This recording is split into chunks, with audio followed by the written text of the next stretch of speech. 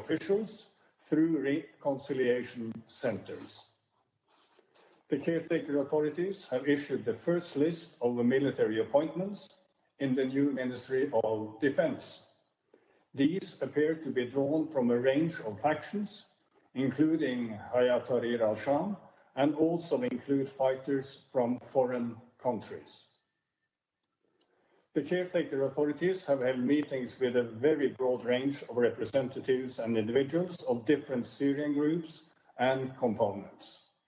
They also met with visiting foreign ministers and senior officials, and the caretaker foreign minister, al-Shabani, has just returned from a regional visit. Mr. President, my second point.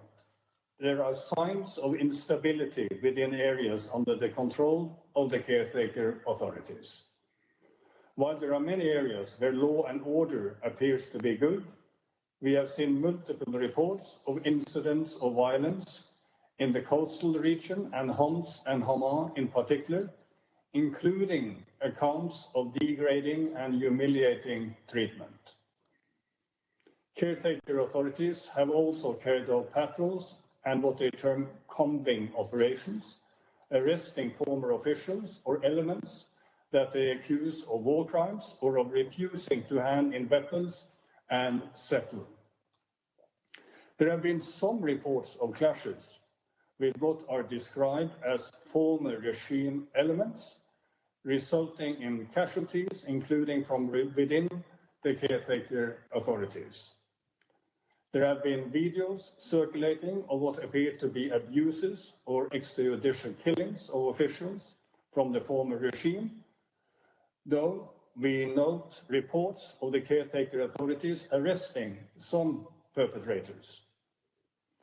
There are also reports that plans for public sector restructuring may leave many without livelihoods, which may push them into need and further jeopardize stability.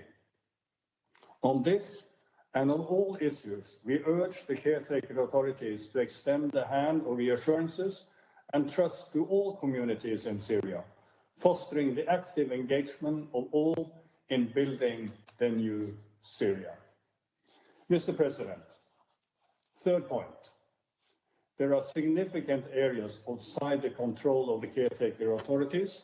The conflict continues, and there are also very real threats to Syria's sovereignty, unity, and territorial integrity.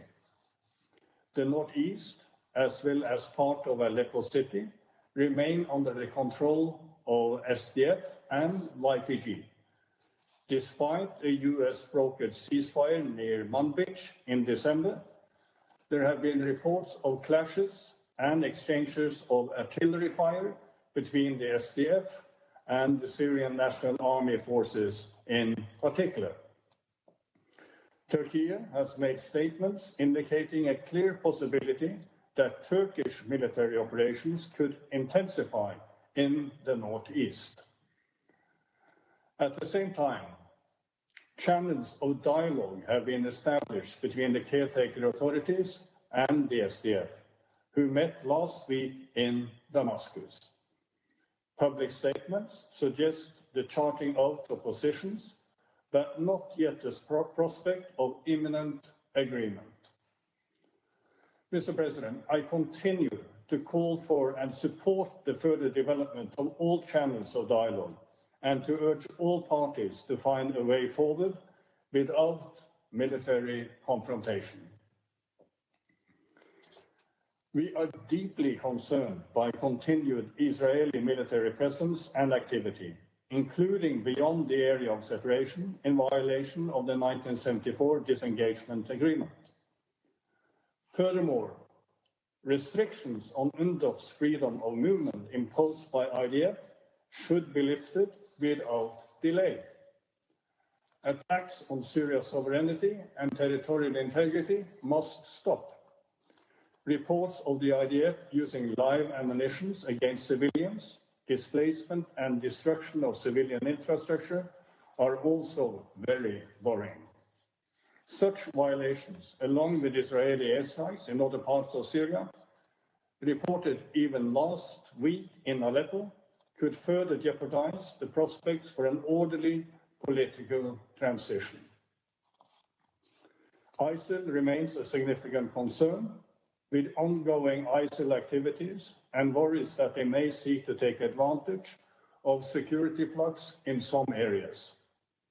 US-led coalition operations against ISIL continued, including US and French targeted airstrikes. Mr. President, my fourth point, the needs of the Syrian people remain acute. Tom will obviously say more on this, but access to basic and essential services, including healthcare, water, and electricity and housing, remain enormous challenges. The obstacles to the return of IDPs and refugees remain considerable, particularly lack of livelihoods, damaged and destroyed infrastructure, and also widespread landmines, resulting in mounting casualties.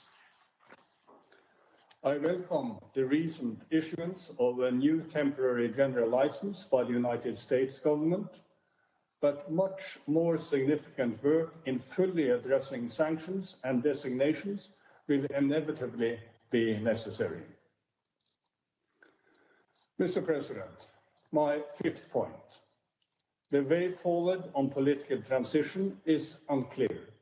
There are positive developments to build on, but also points of concern that Syrians are expressing. The leadership initially projected that the current caretaker authorities would operate for up to 3 months in order to ensure no state collapse, followed by broader transitional arrangements.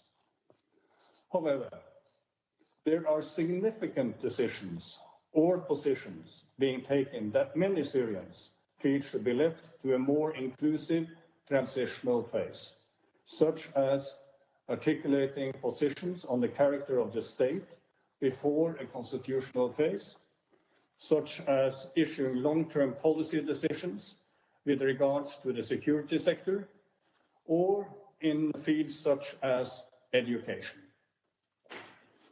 In the wide-ranging interview, Mr. Ahmed al-Shara stated that there would be a national dialogue process which would be inclusive and comprehensive of many of the Syrian sects, with voting on important and critical issues that should be the foundation of the transitional period.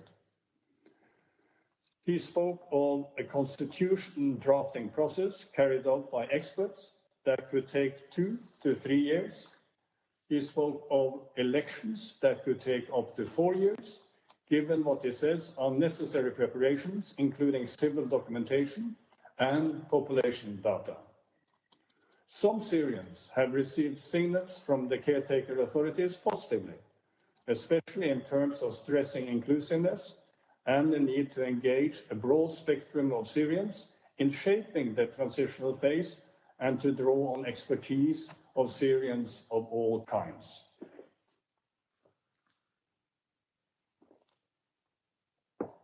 But at the same time, Mr. President, we have heard concerns at the lack of transparency on the timing, framework, goals, procedures in any national dialogue conference, as well as participation in terms of criteria for attendance and balance of representation. It is crucially important, Mr. President, that the process is not rushed and that it is well prepared and thought through. In this regard, I welcome the fact that the caretaker authorities have now clarified publicly that the conference has been delayed until an expanded preparatory committee can be formed that includes what was called comprehensive representation of Syria from all segments and governors. Mr. President, this leads to my sixth point. We are ready to work with the caretaker authorities on how the nascent and important ideas and steps so far articulated and initiated could be developed towards a credible and inclusive political transition. Further to this Council's important press statement of 17 December, I believe it is well understood that Resolution 2254 cannot be applied in a literal manner. For instance, the former regime will not be a party to any future process, and there are, of course, other examples too. Clearly, there is a need for a new approach and modes of thinking on many fronts. But that being said, there is a wide consensus that the transition does still need to achieve the main things that Resolution 2254 laid out. First, a credible, inclusive and transparent Syrian-led and owned transition. And on this, let me be clear, Mr. President. I do not believe any Syrian is asking for quotas based on sect or ethnicity or importing models from other countries, but rather including the broader spectrum of Syrian society and Syrian parties so as to inspire public confidence in the transition. Second, ensuring a credible, inclusive and non-sectarian transitional government. Third, a new constitution prepared through a credible and inclusive process. Fourth, free and fair elections, inclusive of all Syrians, in accordance with international standards.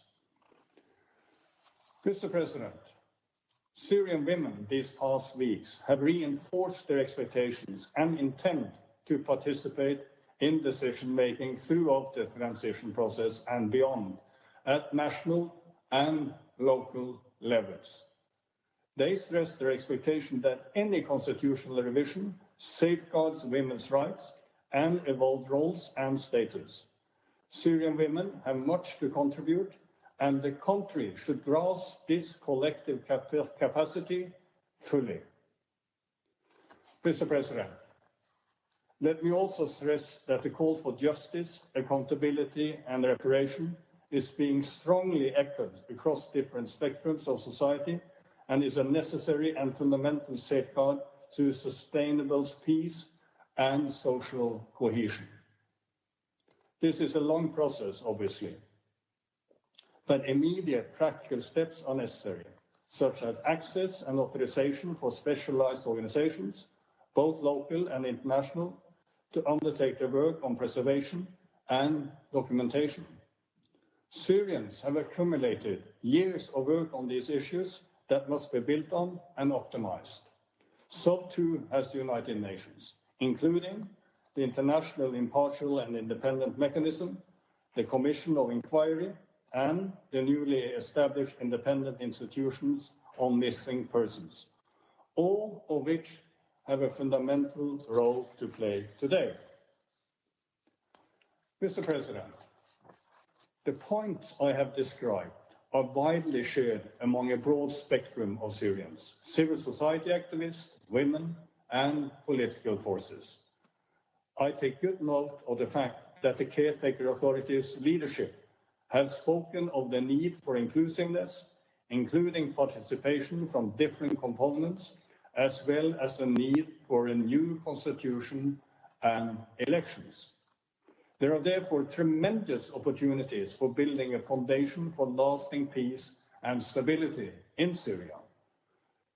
But, Mr. President, missteps and missed opportunities could pose risks to Syria's future and plant seeds of instability. But I do believe that common ground on these issues could readily be developed in a dialogue with the caretaker authorities. And there is genuine expertise and support that can be made available to support a Syrian-led process.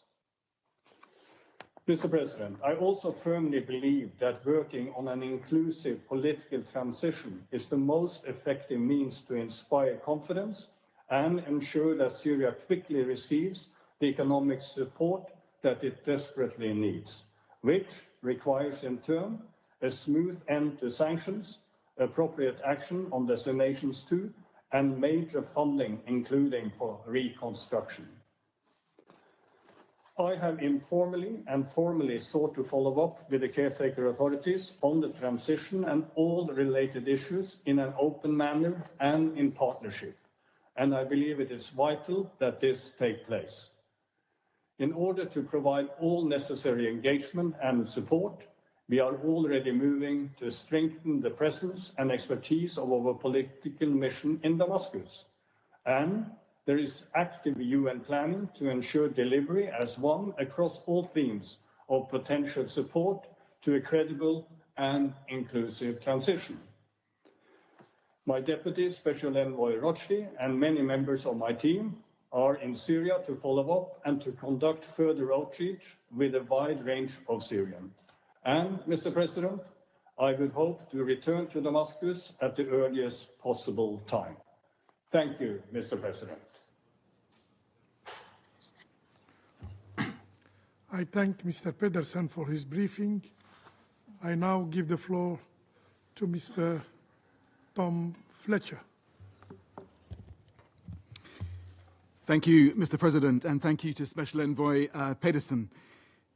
Mr. President, recent weeks have been less turbulent than those that preceded our last discussion, but the scale of the humanitarian crisis remains as significant. Following my briefing to you from Damascus, I traveled to Homs, Aleppo, and Idlib to meet Syrian civilians and humanitarians. As Special Envoy Pedersen underlined, we must seize the opportunity of this moment.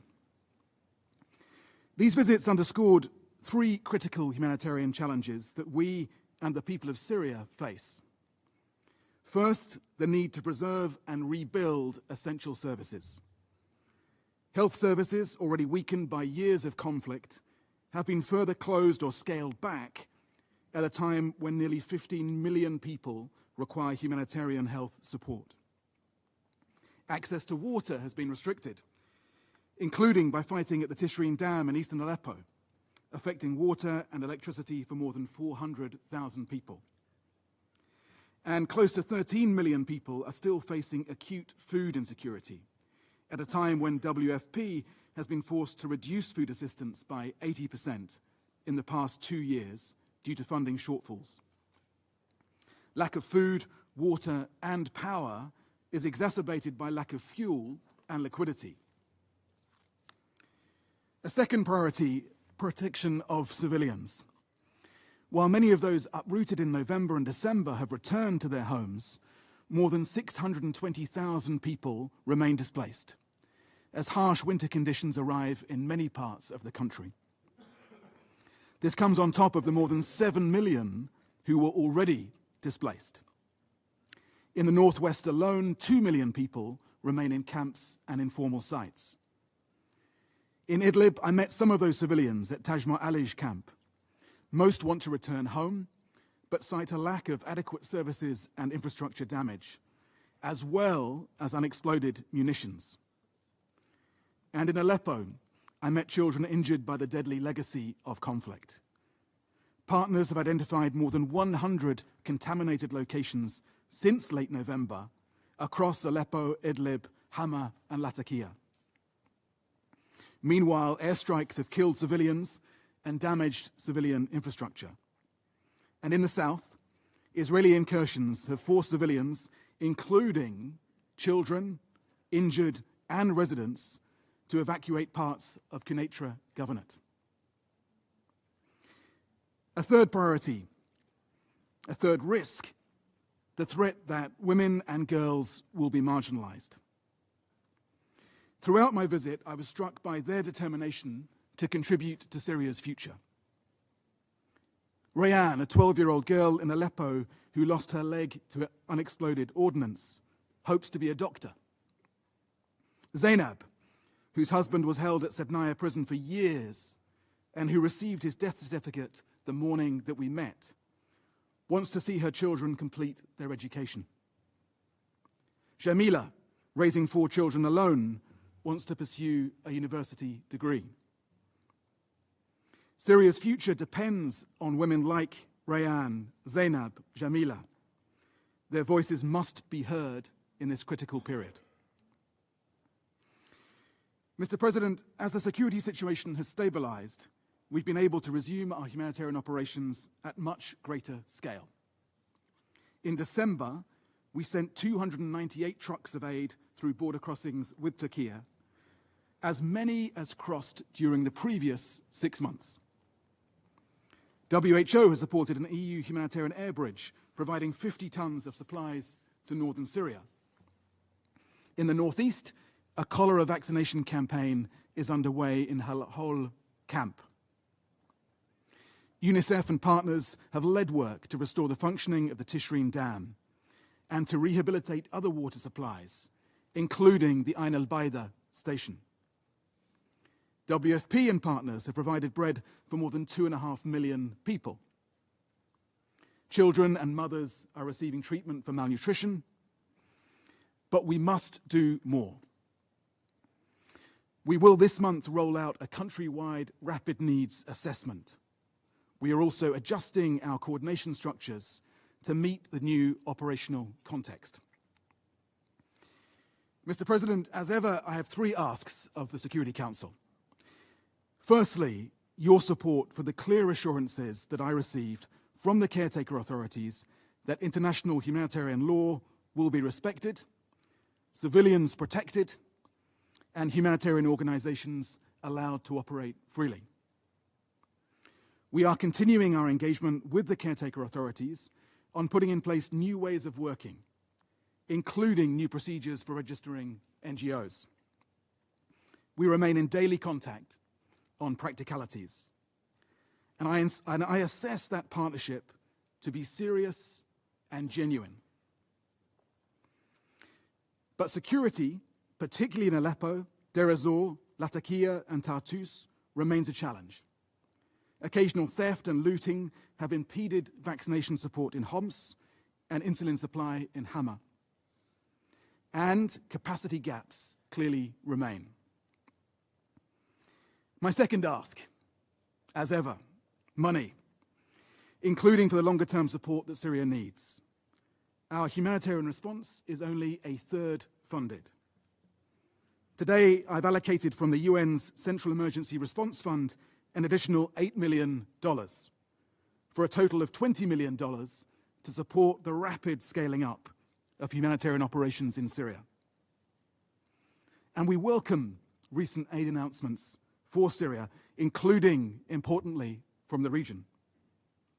The UN and partners encourage donors to coordinate even more closely to ensure that this support has the greatest benefit, collectively, for people across the country. My third ask, we need to ensure efficient flow of support into and through Syria. This means that sanctions should not impede humanitarian support. The United States announcement of a new general license covering transactions with Syrian governing institutions provides a welcome signal. This also means support for and from Syria's neighbors. Following my visit to Syria, I held practical discussions with authorities in Turkey, in Lebanon, and in Jordan. Operations are continuing at scale through border crossings with Turkey, but cross-line movement remains a challenge in the northeast of Syria. Existing procedures, including for movement of aid workers, have been reinstated at the Lebanese border crossing. The Jabal Nasib crossing with Jordan is also operational, though procedures for humanitarian movements are still being clarified. We are working with the caretaker authorities in Damascus to swiftly establish clear procedures at this crossing and at the seaports. We are also testing deliveries through Iraq to complement existing movements by NGO partners. Mr. President, the active engagement of this Council and the international community remains vital in this period of uneasy transition. We need to act with great urgency and vigor. Above all, and all power to Special Envoy Pedersen's elbow, we need the peaceful political transition that will help us to reduce humanitarian needs. We must stand with the people of Syria at this time. The humanitarian operation can make great impact if we are serious, bold, and committed in their support. Thank you. I thank Mr. Fletcher for his briefing. I now give the floor to those council members who wish to make statements. I give the floor to the representative of United States. Thank you, Mr. President, and thank you, Special Envoy Pedersen and Undersecretary General Fletcher, for your briefings. As we have made clear, the United States supports a Syrian-led and Syrian-owned political process in the spirit of UN Security Council Resolution 2254. This process should result in an inclusive and representative government that fully respects the human rights and fundamental freedoms of all Syrians, including women and Syria's diverse communities. The transition process and resulting Syrian government must also ensure that any elements of a remaining chemical weapons program are identified, secured, and safely destroyed under international verification. We are encouraged by the cooperation to date and call for the continued commitment of relevant actors in Syria to work with the Organization for the Prohibition of Chemical Weapons, OPCW, the United Nations, and other state and non-state partners to chart a course for the complete and verifiable elimination of any remaining elements of a chemical weapons program. We emphasize the importance of identifying Syrian points of contact to work with the OPCW to set this plan in motion and to provide the security and safety guarantees for OPCW personnel to conduct their verification work. It is also vital for actors in Syria to allow access for UN entities, other international organizations, and civil society to secure documentation, safeguard mass graves and prisons, and assist released detainees and the family of those whose whereabouts remain unknown. As we have noted previously, we were encouraged to hear about the International Impartial and Independent Mechanism, the IIIM, visit to Syria, and the announcement of a new head of the Independent Institution on Missing Persons, IIMP. We urge interim entities to work closely with these institutions and civil society partners. We further urge Syria's interim entities to deter individual acts of vengeance and to partner with the IIIM to identify paths to ensure accountability. Colleagues, the United States welcomes positive messages from Hayat Tahrir Hashem, but will ultimately look for progress in actions, not words. We will explore policies and priorities, or we're looking for actions and words that will explore policies and priorities and prioritize the well-being of the Syrian people. Earlier this week, the United States issued General License Number 24 to expand authorizations for activities and transactions in Syria following December 8, 2024. The General License underscores our commitment to ensuring that U.S. sanctions do not impede activities to meet basic human needs, including the provision of public services or humanitarian assistance. This authorization is for 6 months as the United States continues to monitor the evolving situation on the ground. The United States is committed to assisting Syrians in this extraordinary moment to forge a new future for and by its people. It is critical all external actors be mindful of the need to maintain stability in Syria. Syria should not be used as a platform to extend other countries' interests at the expense of the Syrian people. Syria's interim entities must ensure the country does not pose a threat to its neighbors, serve as a base for terrorism, or give refuge to groups like the Islamic State or Daesh. In northeast Syria, maintaining the security of detention facilities and displaced persons camps and repatriating foreign nationals remain integral to prevent ISIS's resurgence and promote stability in the region. We look forward to helping secure a brighter future for the Syrian people who desperately need our support and help Syria reclaim its rightful place regionally.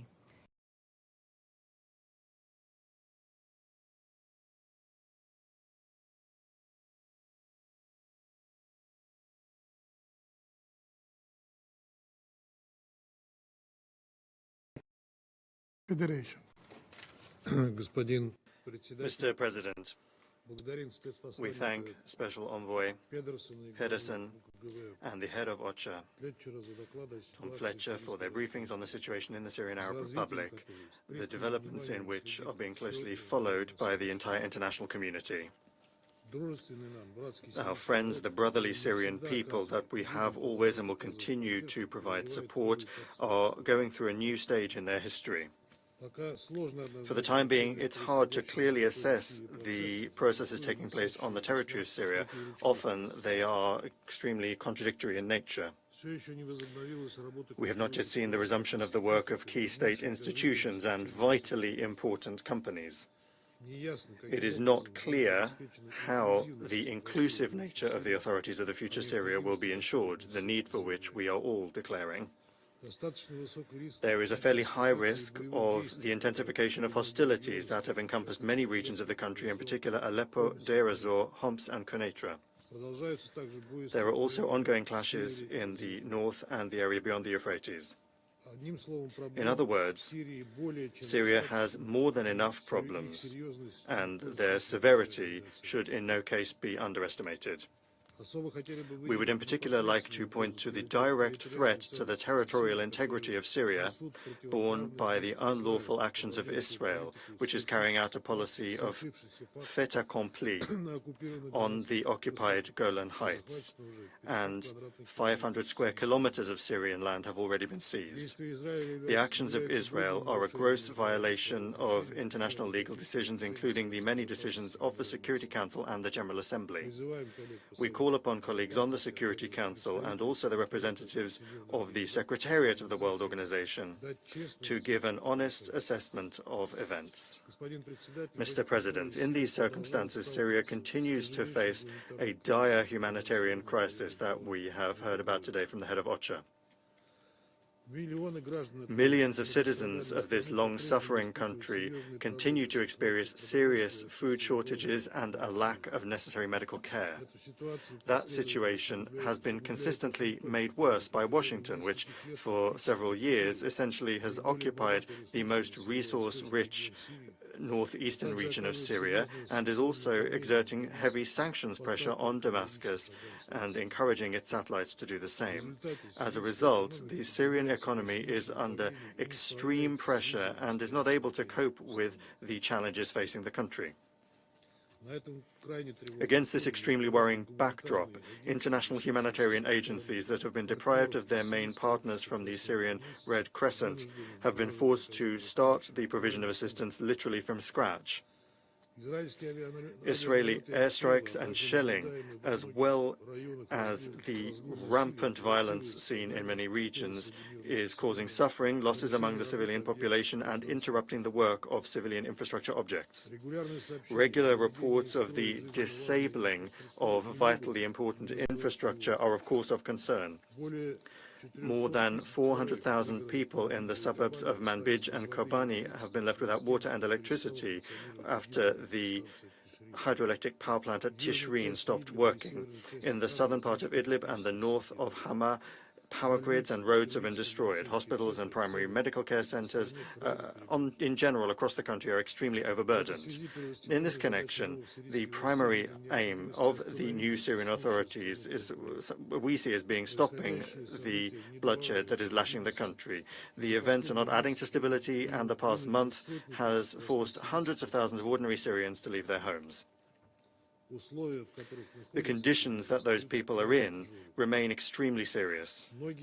Many of them have been deprived of access to clean water, sanitary conditions, and basic hygiene products. That situation must fundamentally change for the better as soon as possible, and that is something that the overwhelming majority of residents of Syria are in favor of. Mr. President, we all understand that the new authorities need to go a long way in order to rectify the dire socioeconomic situation and establish an effectively functioning state organs. And of course, in order to do that, they need the support of the international community. That, in our view, should be the focus of the efforts of the UN Security Council. Without outside support based on the principles of humanity and impartiality, Syrians simply will not be able to withstand the tests that they have faced. It's extremely important that assistance is provided to all Syrians in all parts of the country without politicization, discrimination, or preconditions. We regret that donors are not keeping their pledges, and the humanitarian plan for 2024 is financed only at a third. This is despite the significant increase in the already vast needs. They're also not easing illegal unilateral sanctions that are worsening the suffering of the civilian population. It's also important to understand that the Syrian events did not take place in a vacuum. They took place against the backdrop of the ongoing unprecedented escalation of violence in the region that began from Gaza and extended to the West Bank, Lebanon, Syria, and Yemen. The extremely dangerous, provocative rhetoric against Tehran is also not abating. In our view, particular responsibility is borne here by the USA, which has blocked all decisions for a ceasefire in Gaza so as not to prevent West Jerusalem from continuing its military operation there. We regret that, because of Washington, the Council has still not been able to fulfill its direct mandate for the maintenance of peace and security. Mr. President, we all also understand very well that Syria will not have a worthy future unless there is a resilient political process. In these circumstances, the key provisions of the Fundamental Security Council Resolution 2254 on the political transition remain fully relevant, as well as the inclusive nature of the political process. Of continued relevance are the demands in the resolution to respect the sovereignty, independence, unity, and territorial integrity of Syria. Impinging upon those foundations or attempts to replace them are unacceptable and could have irreversible consequences for the future of this country. We are convinced that Syrians and Syrians alone, through an inclusive national dialogue, must determine the future of their country, and we call upon all responsible members of the international community to strictly adhere to this approach and to provide the people of Syria all the assistance they need. At the same time, it is unacceptable for there to be any competition among the key external players and neighbors of Syria, the advancing of self-serving agendas or geopolitical interests in the Syrian arena. In this context, we support the efforts of Special Envoy Pedersen for nationwide de-escalation, the resumption of the political process with UN mediation, and the convening of an international conference on Syria with a broad range of participants. Unless all of these approaches are consolidated, the building of a new Syria will be doomed to fail. We very much hope that the Special Envoy will be able to ensure a worthy role in the Syrian settlement for the UN. That would be in line with the long-term interests of this country, the Middle East, and the entire international community. Russia stands ready to participate in those efforts for the sake of the Syrian people and its neighbors. We intend in particular to continue to provide the Syrian people with all sorts of assistance, including through specialized international agencies, through the supply of humanitarian assistance, the reconstruction of social infrastructure objects destroyed during the conflict, and the creation of a material basis for the return of Syrian refugees and internally displaced persons. Thank you. I thank the representative of the Russian Federation. I now give the floor to the representative of Denmark. Thank you, Mr. President. I would like to thank Special Envoy Pedersen and Under-Secretary General Fletcher for their briefings and also for their strong engagement on this file in the past intense weeks. Exactly 1 month ago, a new day dawned in Syria. The world watched in astonishment as the fall of the Assad regime inspired hope in millions of Syrians. The hope of a bright and just future for all Syrians to live in freedom and dignity, and future in which the stability, sovereignty, and territorial integrity of Syria is upheld. Denmark shares that same hope and stands firmly in solidarity with the Syrian people, who for more than half a century suffered under a brutal dictatorship. Mr. President, there are many facets of this new developing situation, but let me focus on 4. First, the humanitarian crisis in Syria remains extremely dire. as we heard from the USG this morning, even reports of more aid coming in, the combination of winter weather and severe underfunding of the humanitarian response plan leaves millions of Syrians lacking basic means to survive. Denmark has scaled up our funding for Syria, and we urge all donors to do the same. Aid deliveries through all possible means must continue and increase. Humanitarian access to and through areas affected by the conflict must also be ensured. We thank Switzerland for their tireless efforts as the humanitarian penholder on this file and assure the Council of Denmark's steadfast commitment to improving the humanitarian situation across Syria as we take over this role. Second, Mr. President, only with justice can the deep scars of more than a decade of violence begin to heal. Images of torture prisons and mass graves highlight the need for accountability for the crimes of the Assad regime. For far too long, families of missing persons have agonized, the whereabouts of their loved ones unknown. Certainty about the thousands of disappeared Syrians must be established. Denmark fully supports the Commission of Inquiry, the Independent Institution on Missing Persons, and the International Impartial and Independent Mechanism, or IIIM. We welcome the interim authorities' call to provide justice for the thousands of torture victims of the Assad regime and encourage them to launch a broad and inclusive transitional justice process. As an immediate measure, we urge the interim authorities to promptly secure all evidence of crime found in prisons, government offices, and archives, and ensure that they can be preserved for future proceedings. We welcome the UN Commission of Inquiry's first visit to Syria and call for the interim authorities to cooperate with the Commission. Mr. President, my third point relates to the security situation. Denmark commends the efforts undertaken to de-escalate the violence inside Syria, including between SNA and the SDF. De-escalation is the first step on the path to political dialogue. Denmark also underscores the importance of the continued fight against terrorism. Terrorist groups such as ISIL or Daesh, Al-Qaeda and their affiliates should not be allowed to take advantage of the situation and regain momentum. Denmark has been committed to combating ISIL since the group's emergence. We remain vigilant in hindering a resurgence in ISIL attacks in the region and globally. Denmark reiterates its full support of UNTV and underlines that Israel must withdraw from the area of separation. While we recognize legitimate Israeli security concerns, UNTV must be allowed to move freely and implement its mandate unhindered.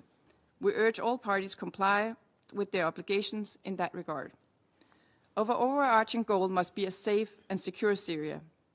To achieve that, we need to scale up long-term and sustainable support for early recovery.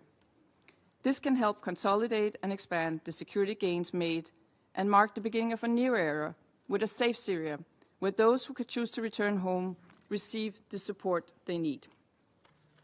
Finally, Mr. President, at this critical time in Syria, an inclusive political process must be front of mind for all of us. Denmark fully supports a Syrian-led and Syrian-owned political process in the spirit of Security Council Resolution 2254. It is paramount that the Council remains united in this regard. And let me be clear, inclusive peace leads to durable peace. The political process must incorporate all parts of Syrian society. In particular, Syrian women must be in the room and at the table when the future of their country is shaped. This is not only the right thing to do, it's the smart thing to do. Because as the Special Envoy said this morning, Syrian women have much to contribute with. Likewise, we called for the representation of youth and for minorities. Denmark fully supports the work of Special Envoy Peterson and his call for an inclusive political dialogue. We encourage the interim authorities to heed this call and urge them to share a clear roadmap for a credible and inclusive transition. That includes the build-up of institutions and drafting of a new constitution on the basis of a broad national dialogue. Mr. President, in closing, the challenges facing Syria are great. They're interconnected, but they're not insurmountable. Recent developments offer a rare opportunity for peace. Peace for a country which has endured far too much violence over far too long. The past 13 years have been heartbreaking, but now there's a chance for a new beginning. It is incumbent upon all actors, including this Council, to seize this opportunity. Colleagues, this is a chance that simply cannot be missed. Denmark is fully committed to working to this end, to support a Syrian-led political process that includes all parts of Syria's society, that paves the way to a peaceful and stable future for all Syrians. Thank you. I thank the representative of Denmark, and I give the floor to the representative of the Republic of Korea. Thank you, Mr. President.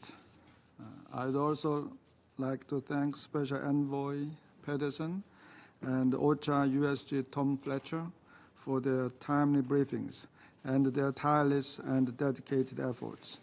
The choices we make today, big or small, will shape Syria's trajectory for decades to come.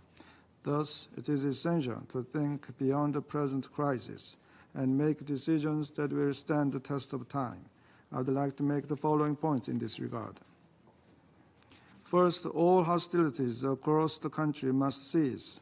As Syria emerges from 14 years of brutal conflict, it is crucial that no party reignites hostility or deepens tensions for their parochial or short-sighted interests.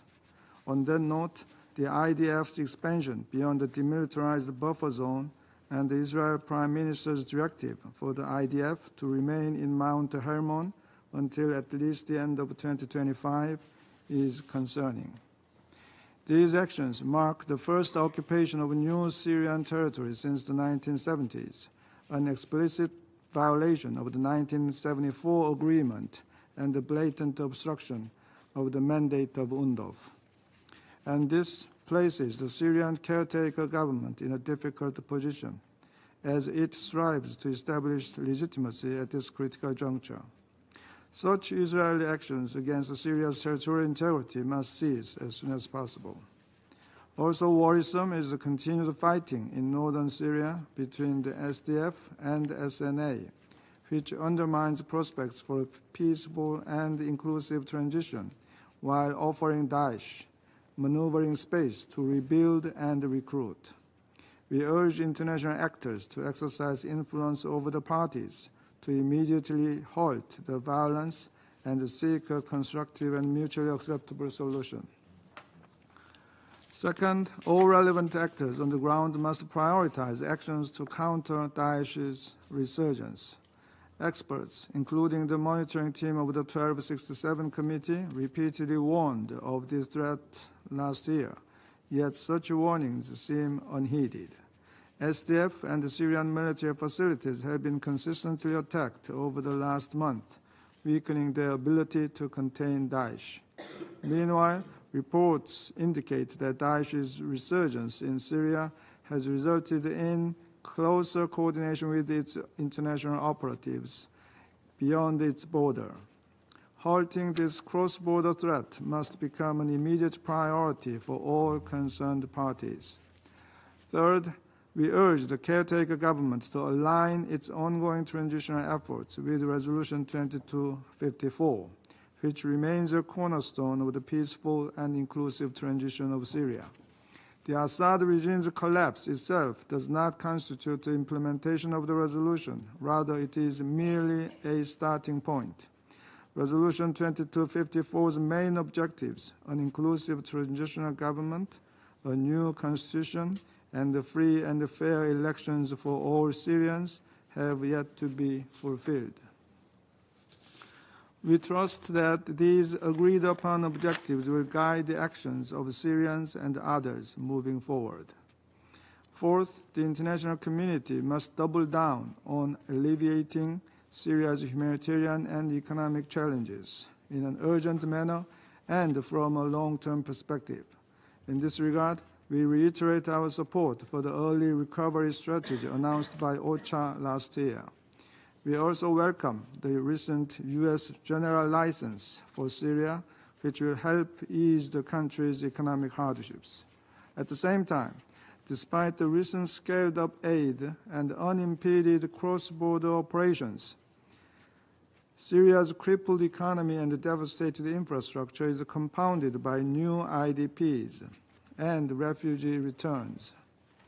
Recognizing UNHCR's call on all states to respect the principle of non-refoulement at all times, We hope that the international community's enhanced engagement on early recovery implementation will lay the favorable foundation for the safe, voluntary return of Syrian refugees.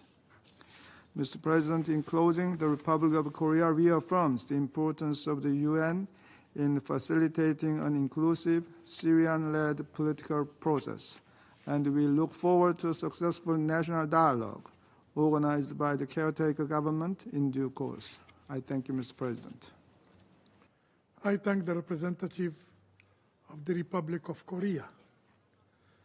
I now give the floor to the representative of China. Thank you, President.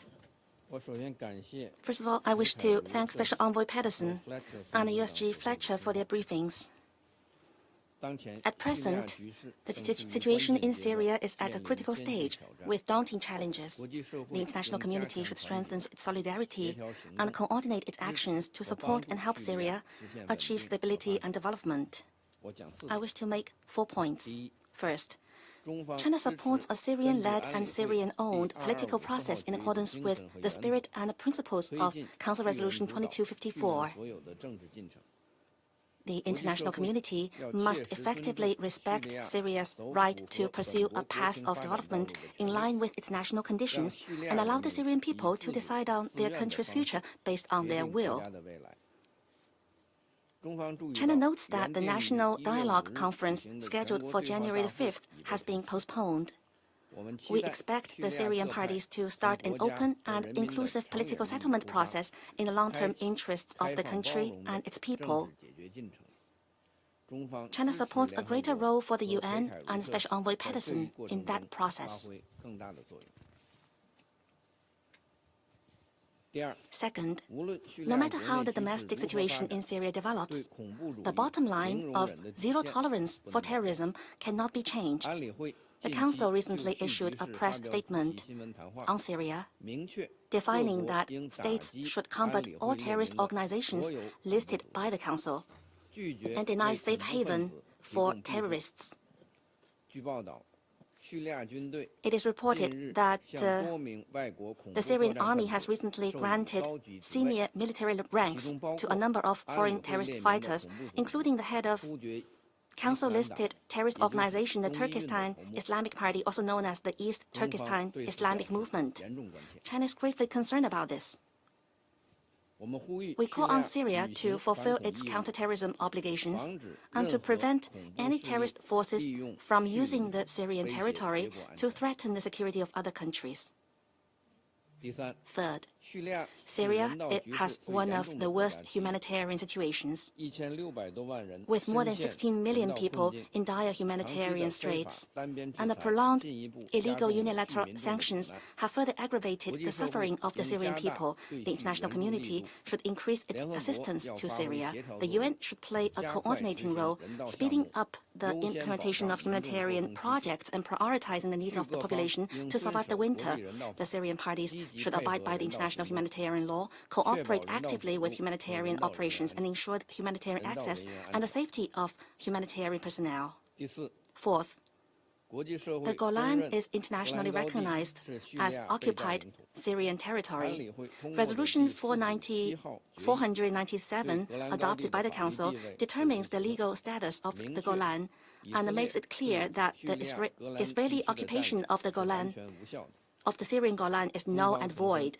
China reiterates that the sovereignty, independence, unity, and territorial integrity of Syria should be respected, that the Council's resolution on the Golan must be implemented, and that the 1974 agreement on disengagement of forces should be complied with. In closing, I would like to reiterate that China has long pursued a policy of friendship and cooperation with Syria and has never interfered in its internal affairs. We stand ready to continue working with the international community for Syria to have a smooth transition and gradually embark on a path of peaceful development. Thank you, President. I thank the representative of China, and I now give the floor to the representative of Slovenia. Thank you very much, Mr. President. I also want to thank Special Envoy Pedersen and Under-Secretary General Fletcher for their briefings today. Images of Syrians celebrating the start of a new chapter of their country fill us with hope. However, let us be clear, the wounds run deep and the stakes remain incredibly high, as we heard from Special Envoy today as well. There is much work to be done, and every step forward is critical. Peace is never easy. It must be carefully built. So, Mr. President, allow me to share some of our thoughts on the future of Syria. First, the future of Syria should be inclusive. This must be based on an all-inclusive, Syrian-led and Syrian-owned political process, in line with the key principles of the Resolution 2254. All Syrian people must have an opportunity for their voice to be heard and considered. This new Syria must be for all Syrians. We therefore urge a UN-facilitated political process leading to a credible, inclusive and non-sectorial governance. We continue calling for full, equal, meaningful and safe participation of women and minority groups in peace and security processes and decision-making at all levels. Second, the future of Syria must be safe and secure. As pockets of violence and conflict still persist, we call for full respect of international law, including international humanitarian law and human rights law. This includes any law enforcement operations. The fighting still witnessed in northern Syria must cease. We need a solution that protects everyone's security interests, including our collective security interest in fighting Daesh. Syria cannot be used as a base for terrorism.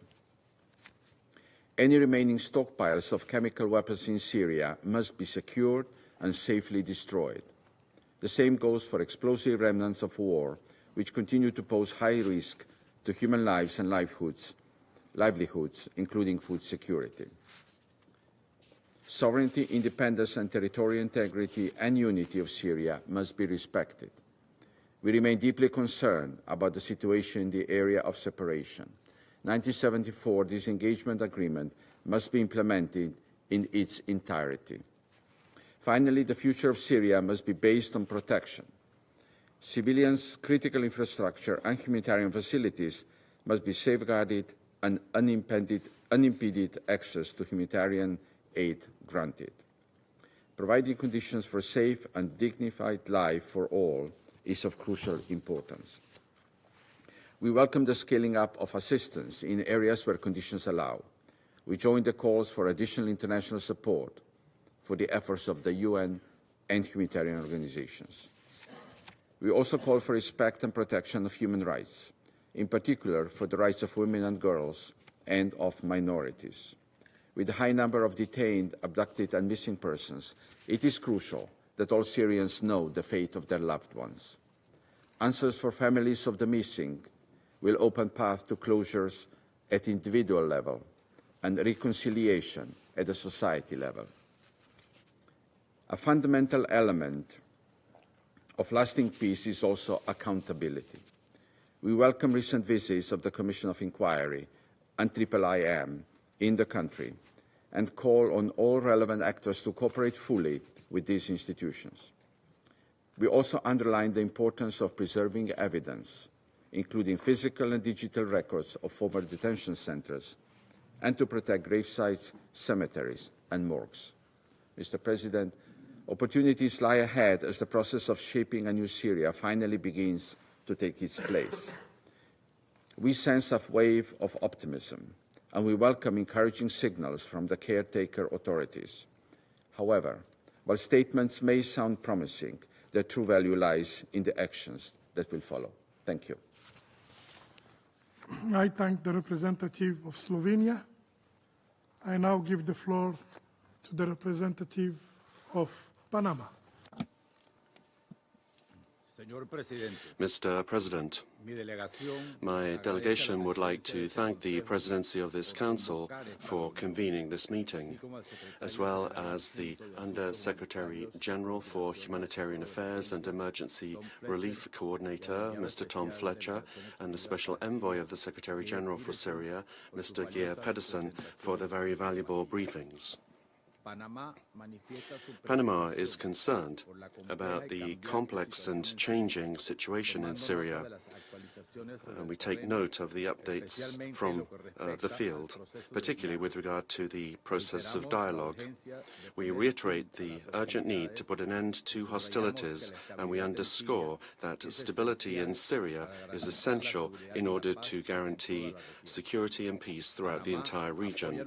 Panama supports the efforts of the Special Envoy of the Secretary General for Syria, Mr. Geir Pedersen, and we firmly support a peaceful political transition that is led by the Syrian people, founded on the principles of inclusion and transparency, leading to a new constitution and free and fair elections. We highlight the importance of the implementation of the proper implementation of Resolution 2254 with regard to its spirit and principles in order to bring about political reconciliation, stability and peace in Syria.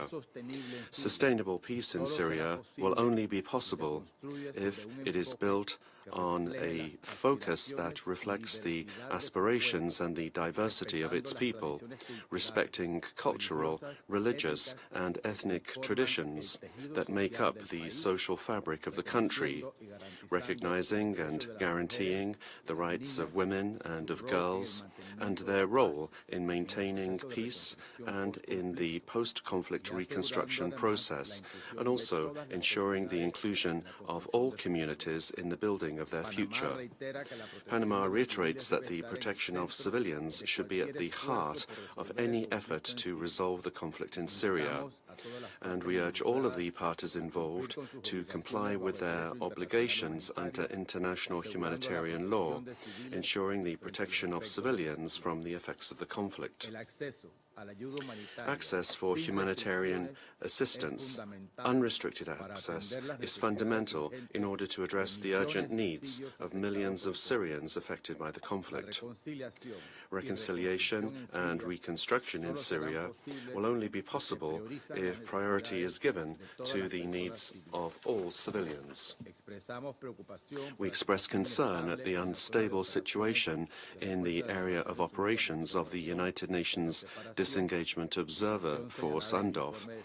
This is a situation referred to in the Secretary-General's report of the 2nd of December 2024. Panama supports the Separation of Forces Agreement of 1974 and its complete implementation, and we call upon all the parties to respect this agreement and abstain from any activity which would compromise the safety of the Blue Helmets. Panama highlights the importance of the role it plays in international peace and security, preventing non-state actors gaining access to weapons of mass destruction. For Panama, the Chemical Weapons Convention is a fundamental pillar of global efforts to guarantee collective security. This is why Panama fully supports the work of the Technical Secretariat of the OPCW, and we underscore the importance of guaranteeing the conditions which are necessary for the organization to be able to move towards the total elimination of the chemical weapons program in Syria. Panama reiterates its support to UN specialized agencies to make progress in the search for those detained and disappeared, as well as the collection of evidence. This process will be key in order to bring about justice and accountability, which will contribute to consolidating the process of political transition. Mr. President, Panama will continue to support inclusive and sustainable solutions which give a priority to regional stability, the protection of civilians, and respect for international law. Thank you very much. I thank the representative of Panama. I now give the floor to the representative of Greece. Thank you, Mr. President. I would also like to thank Special Envoy Mr. Pedersen and Under Secretary General Mr. Fletcher for the detailed briefings. the participation here sheds valuable light on the issue at hand. Mr. President, Greece welcomes the fall of Assad's authoritarian regime in Syria in what constitutes a watershed moment for the country and the region. However, the situation on the ground is fluid, and it comes both with opportunities and risks. Hopefully, in the wake of this momentous development, Syrians deserve peace, a peace that must and can only be assured through an orderly and fully inclusive political transition towards a legitimate, representative and non-sectarian government based on democratic legitimacy in the spirit of UN Security Council Resolution 2254. Mr. President, in line with these principles, Greece supports the unity, independence, territorial integrity and sovereignty of Syria. No effort should be spared for the protection of all affected civilians, including Christians and all religious minorities and ethnic groups, as well as to safeguard Syria's rich cultural heritage and religious monuments. Greece also attaches great importance to guaranteeing the security and the prosperity of a historical Greek Orthodox community in Syria, which also includes Greek citizens. Syria must demonstrate significant and tangible evidence of their willingness to work towards a smooth transition of power, to build state institutions in line with the principle of inclusiveness, and to respect international humanitarian law. Any positive declaration and messages by the new authorities have to be matched with concrete actions on the respect of minorities and human rights. We fully support the UN Special Envoy's engagement and echo the messages he has conveyed to Syria in this regard. Greece stresses the importance of a Syrian-led, Syrian-owned, fully inclusive political process, free of foreign interference, the only viable pathway towards a permanent cessation of hostilities in the war-torn country. In this vein, we strongly encourage Syria to work with the UN Special Envoy with the goal of producing a clear roadmap and a timeline for a political transition process and constitutional reform in spirit of Resolution 2254. Mr. President, Greece remains ever vigilant regarding the increasing risks of ISIL and other terrorist group resurgence in the country, including the risks of foreign terrorist fighters in Syria and the wider region. Syria must also abide by all relevant resolutions of the Council regarding non-conventional weapons and cooperate with the international community, particularly on chemical weapons stockpiles. A key priority should be facilitating the safe and voluntary return of Syrian refugees to their home, which they have craved for far too long and which is a recognized priority of the international community.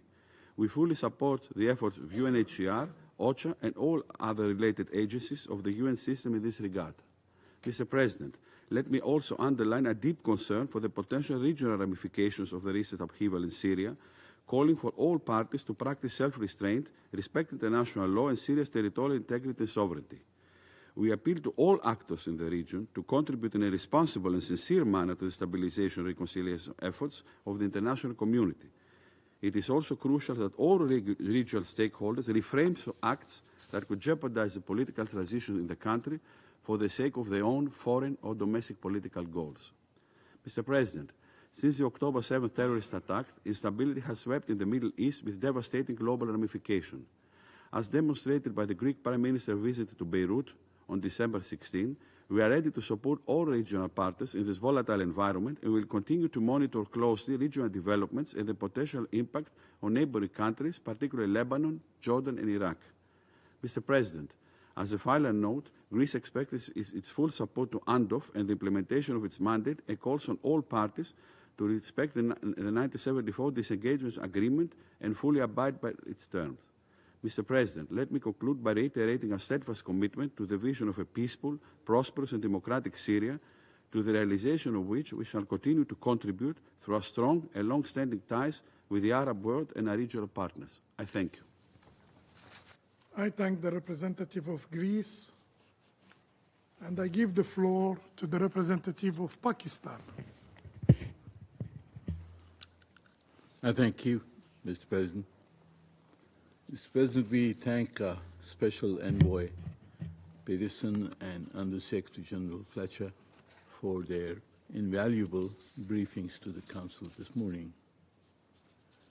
Syria is yet another fraternal country of Pakistan, which has been ravaged by internal divisions and external interventions.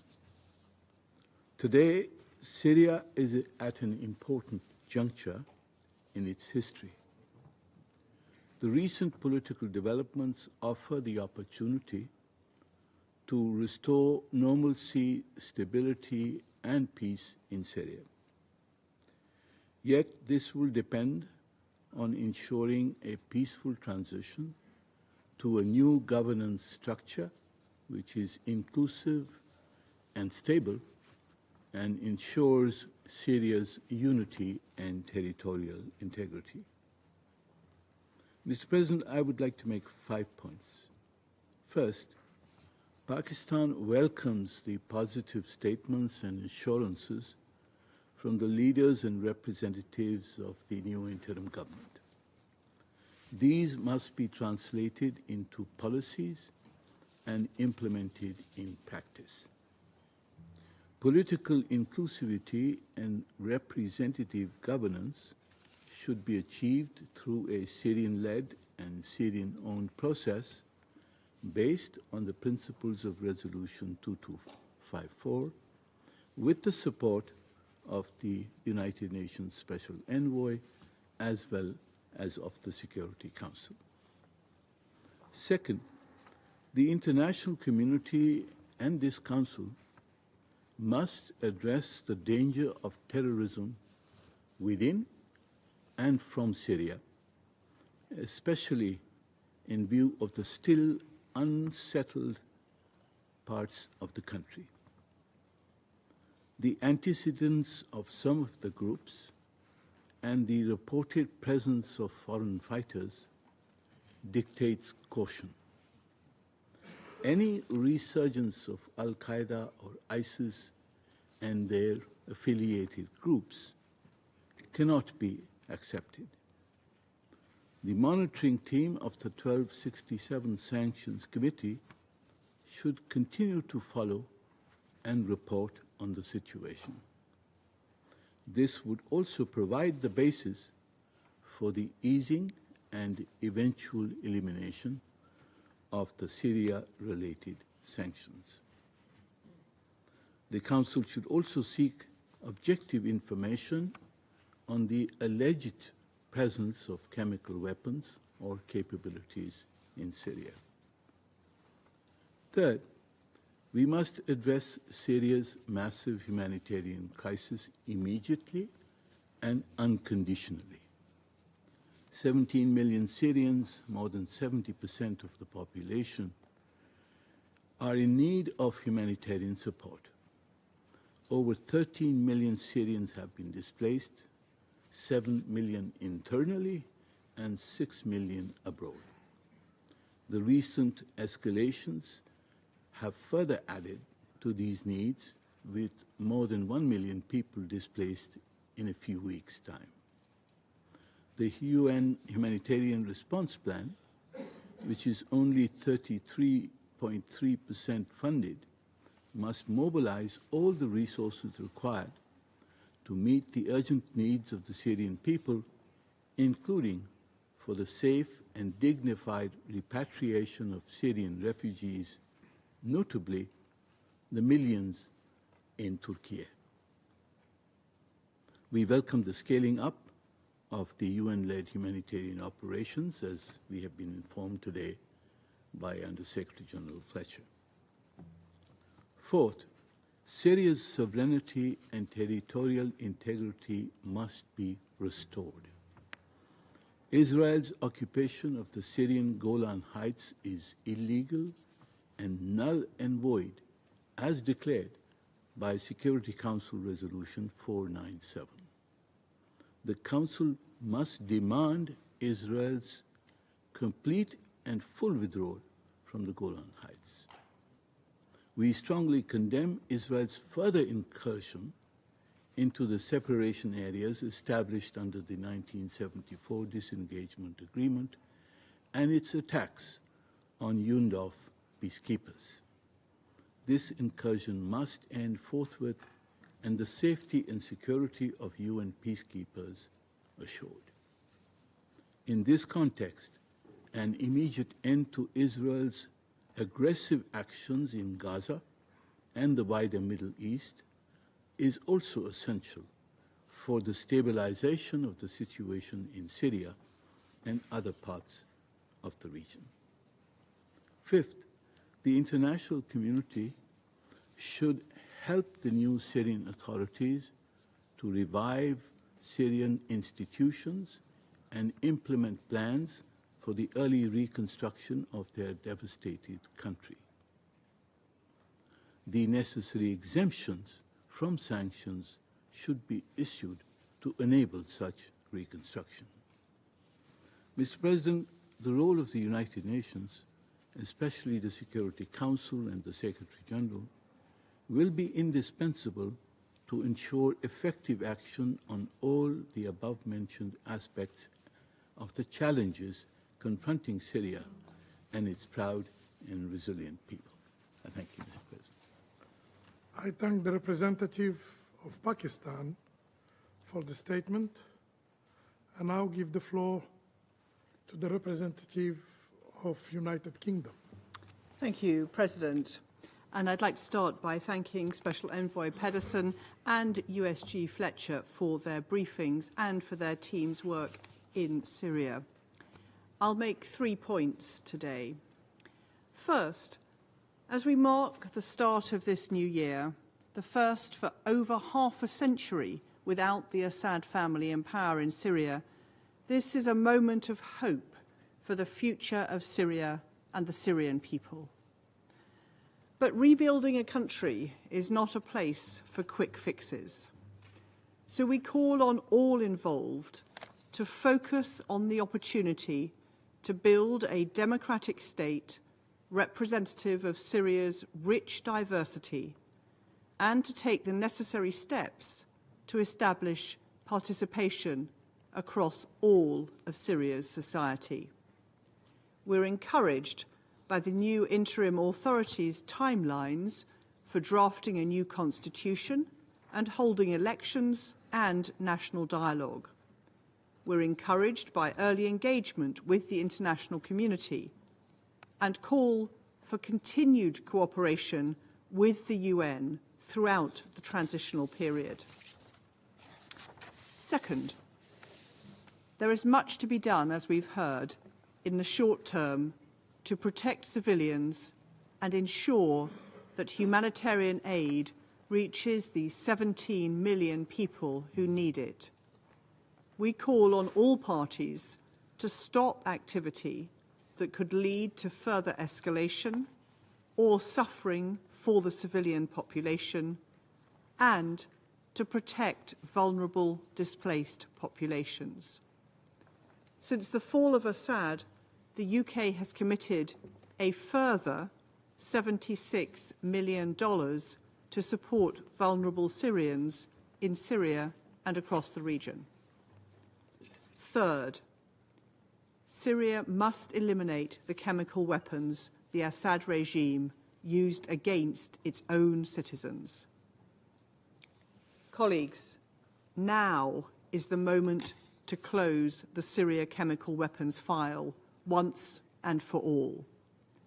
We welcome the interim authorities' commitment to secure chemical weapons stocks and their commitment to engage constructively with the Organisation for the Prohibition of Chemical Weapons to fully declare and verify the destruction of Syria's chemical weapons. I encourage members of this Council to support cooperation between the interim authorities and the OPCW to ensure these appalling weapons can never be used again. In conclusion, President, we look forward to working together across the Security Council to support the Syrian people in moving towards a Syrian-led, Syrian-owned political transition leading to an inclusive, non-sectarian and representative government. I thank you. I thank the representative of the United Kingdom. I now give the floor to the representative of France. Monsieur le Président, Mr. President, I would first of all like to thank the Special Envoy of the Secretary General, Mr. Geir Pedersen, and the Under-Secretary General for Humanitarian Affairs and Emergency Relief Coordinator, Mr. Tom Fletcher, for their briefings. The fall of the Bashar al-Assad regime has created an historic opportunity to rebuild a Syria that meets the aspirations of the Syrian people. The legitimate expectations of Syrians are numerous. Reconstruction and reconciliation, justice for the thousands of victims of the regime, prospects for a return to Syria for those that have been forced into exile. That is why the Minister for Europe and Foreign Affairs, Mr. Jean-Noël Barrot, went to Damascus on the 3rd of January, together with his German counterpart, Ms. Baerbock. The ministers spoke with the de facto authorities, they spoke to civil society, and they visited Serdnaya prison. That visit bore witness to the horrors that the Syrian people have endured. Mr. President, in the immediate term, the sound of guns across the country must fall silent. This is essential in order to end the suffering of Syrians and to sustainably build the country's future.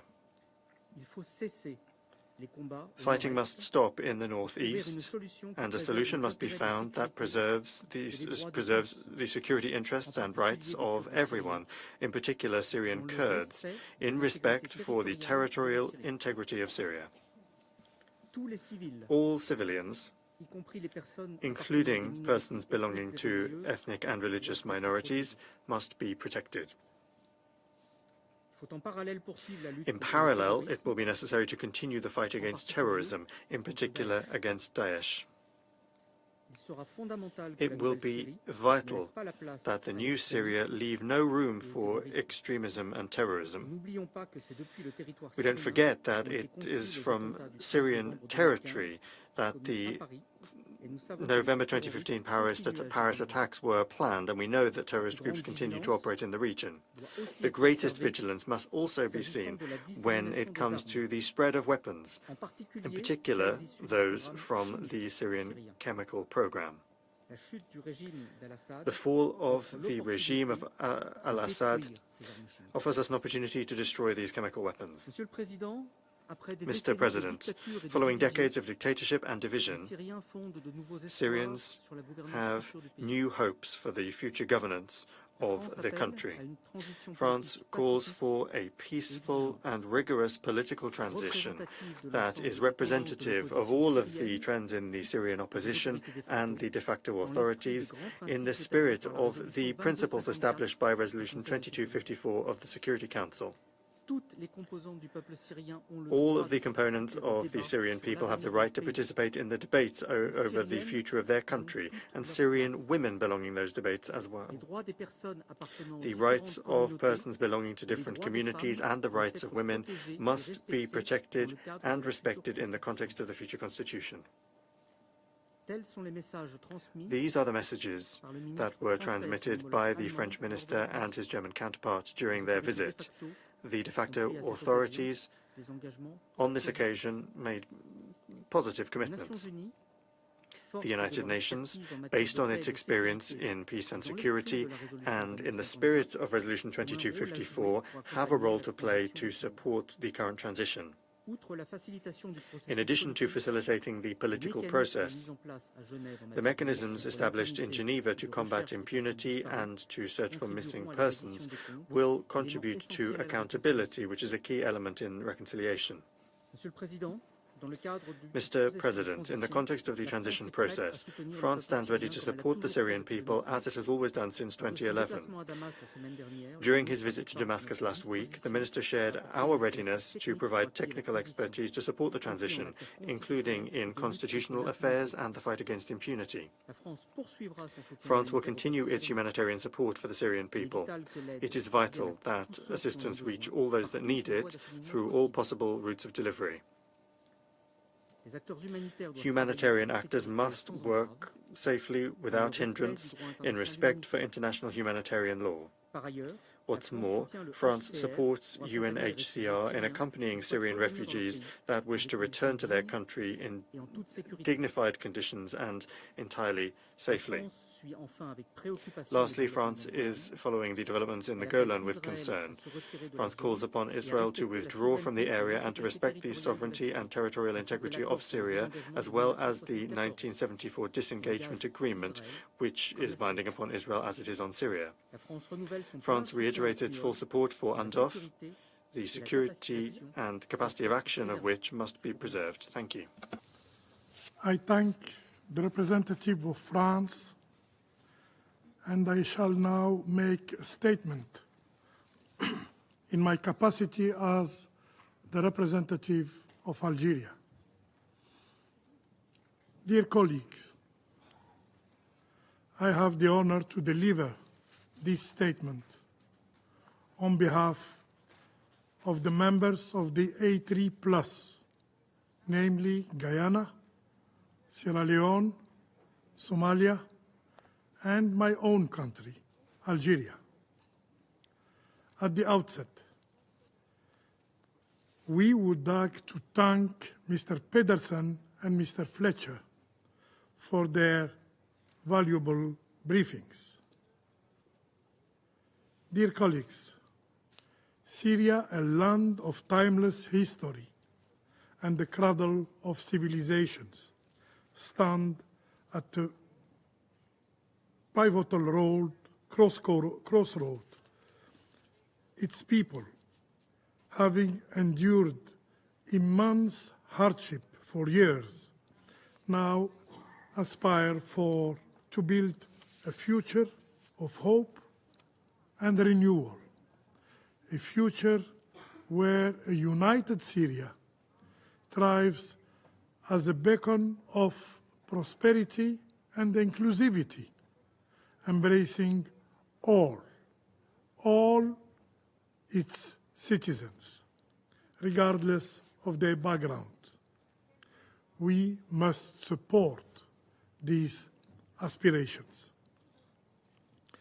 The A3+ firmly believes in the Syrian people's resilience and capacity to shape their own future and achieve prosperity and well-being.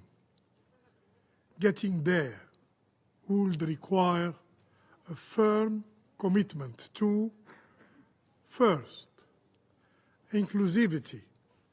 We must maintain steadfast support for an inclusive, Syrian-owned and Syrian-led political process under the UN auspices. In line with the principle of Security Council Resolution 2254, building a brighter future for Syria requires the meaningful participation of all Syrians, especially women and the youth. Second, Syria's unity, independence, sovereignty, and territorial integrity. The A3+ remains steadfast in upholding these principles. We categorically reject any attempts to divide the Syrian nation or to annex any part of its territory or to violate in any other way the country's sovereignty and territorial integrity. We continue to be gravely concerned about Israel's actions in the occupied Syrian Golan Heights and its incursions in other parts of Syria. We call for full adherence, full respect to the provisions of the 1974 Agreement on Disengagement and for an immediate end to such incursion. Third, non-interference. External interference will only heighten tensions and exacerbate Syria's challenges. The A3+ strongly urges all parties to respect the principles of national sovereignty and to refrain from unsolicited interference in the country's internal affairs. Fourth, counterterrorism. Instability is fertile ground for violence and terrorism, further destabilizing the region. A resurgence of terrorism in this fragile country cannot be allowed. We call for decisive, coordinating action against terrorism in Syria, in close coordination with the national authorities. Fifth, a United Nations involvement.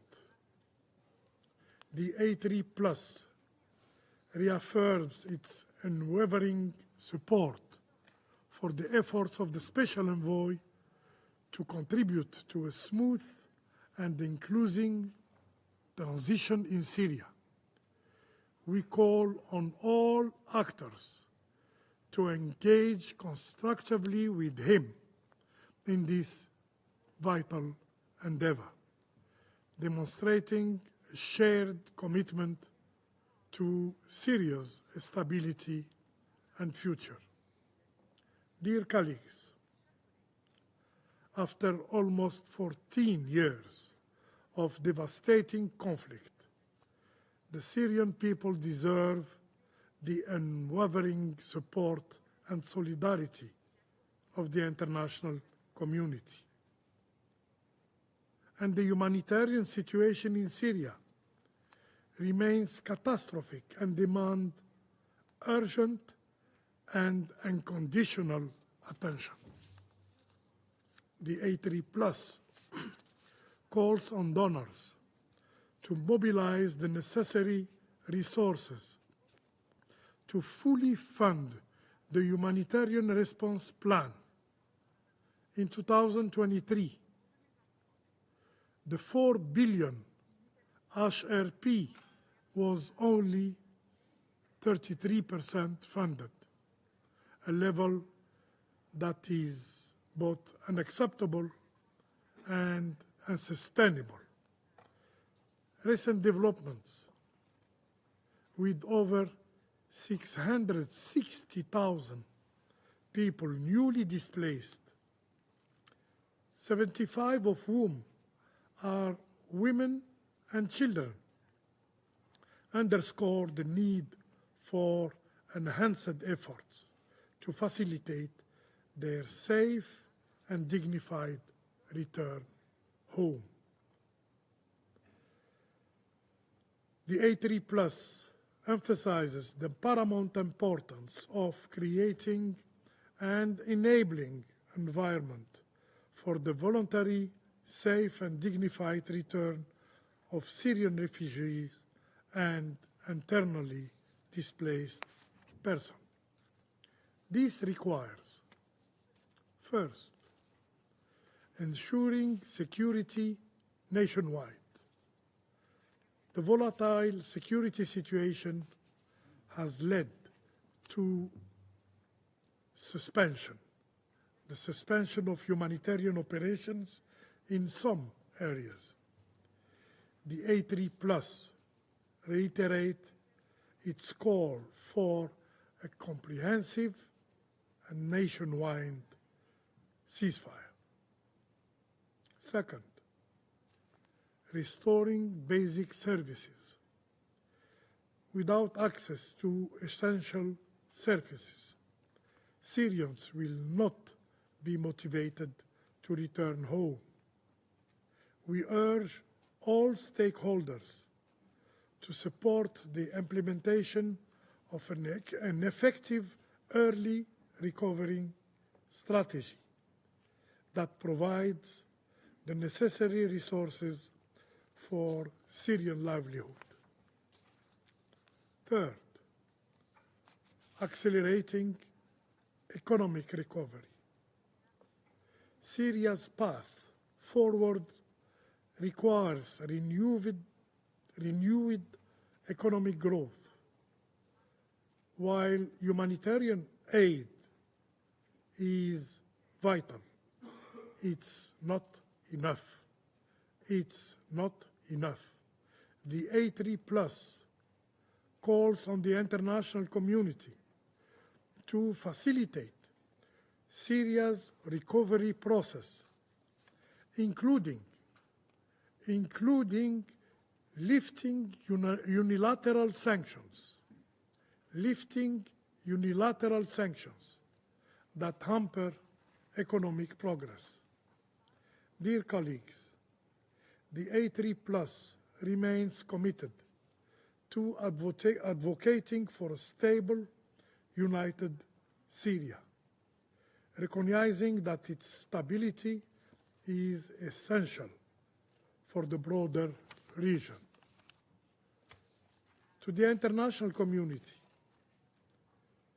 the A3+ sends this clear message: genuine collaboration and constructive dialogue are essential to achieving the new Syria to which its people aspire. To the Syrian people, we say, it's time to silence the guns and work together for a brighter future for your country. I thank you. I now resume my function as President of the Security Council. I now give the floor to the representative of the Syrian Arab Republic. Thank you, Mr. President. It's our pleasure to see sisterly Algeria presiding over the Security Council. I would like to congratulate you and your delegation on assuming the presidency of the Council this month. We are confident that you will conduct its work wisely. We thank the U.S. delegation for conducting the work of the Security Council last month. Once again, I would like to congratulate Somalia, Pakistan, Denmark, Greece, and Panama, who recently joined the Security Council this month, and wish them success in their endeavors and efforts. I would also like to thank the outgoing members, Japan, Switzerland, Malta, Ecuador, and Mozambique, for their efforts during their membership in the past 2 years. I deliver the statement based on the instructions of the government of Syria. Mr. President, 1 month has passed since the dawn of freedom has broken in Syria. Syrians removed the chains of oppression and reclaimed the freedom of which they were deprived for decades. They got their dignity back, and they are now able to chart their own future and to build a new era to achieve the hopes and aspirations for which they sacrificed so much pure blood. Today, following the victory of the revolution of the Syrian people, the revolution of freedom and dignity, Syria is entering a new era in its history, where all Syrians come together to build a state of freedom, equality, and rule of law, to achieve prosperity and stability, to turn the page of oppression and suffering and human rights abuses. This phase requires support by the international community to Syrians and their state. This phase requires the support by the international community to Syrians and their state in their quest to build a better future for their country. There was recently a smooth transition of state institutions to the caretaker government, which was established for a period to end by the beginning of next March. With this, the Syrian people has taken the first step on the right track by preserving state institutions and preventing their collapse, knowing full well what disastrous consequences such collapse could lead to. And this is something we have seen in other states. The caretaker government is working on ensuring security and stability, on meeting essential needs and providing essential services. It is preparing for a national dialogue conference to discuss the next phase and establish a transitional government to oversee preparations for national processes, including the drafting of the constitution and the holding of elections. Mr. President, Syrian authorities stressed their commitment to maintain the independence, sovereignty, unity and territorial integrity of Syria. They also expressed their will to build friendly relations with all UN member states based on mutual respect, constructive cooperation and shared interests, away from the policies of polarization. Syrian authorities also stressed that the new Syria is willing to play a positive role on the international arena. It will be a positive contributor to the promotion of international and regional peace and security, and it will not engage in any conflict or war. Syria calls upon the members of the United Nations to respect the will of the Syrian people and its national choices, to support state institutions and their efforts to recover security and stability and prosperity in the society. For this reason, external actors should not interfere. They should not interfere with the political process. Foreign actors should not seek to achieve gains that go against the interest of the Syrian people and their country. All statements and practices seeking to instigate discord and chaos or threaten civil and societal peace in Syria should stop immediately. And I repeat, should stop immediately. Stop immediately. All statements and practices seeking to instigate discord and chaos or threaten civil and societal peace in Syria should stop immediately. In this vein, my country, Syria, would like to express its thanks and appreciation to all states that expressed their support to the Syrian people and their will, that sent their delegations to Damascus and made calls with the new Syrian leadership, that hosted the Syrian government delegation and provided support and help to the Syrian people in this very critical phase of our history. Syria stresses that today it opens a new page in its history, a bright page in the future of foreign relations of Syria in support of prosperity and in support of the safety in the region and stability in the region. Mr. President, Syrians have suffered for long years. It is high time they breathed a sigh of relief and lived a dignified life just like other people in the world. It is high time to end the suffering, to enable Syrians to live in security and prosperity, to live a dignified life in their country, to build a better future for their country.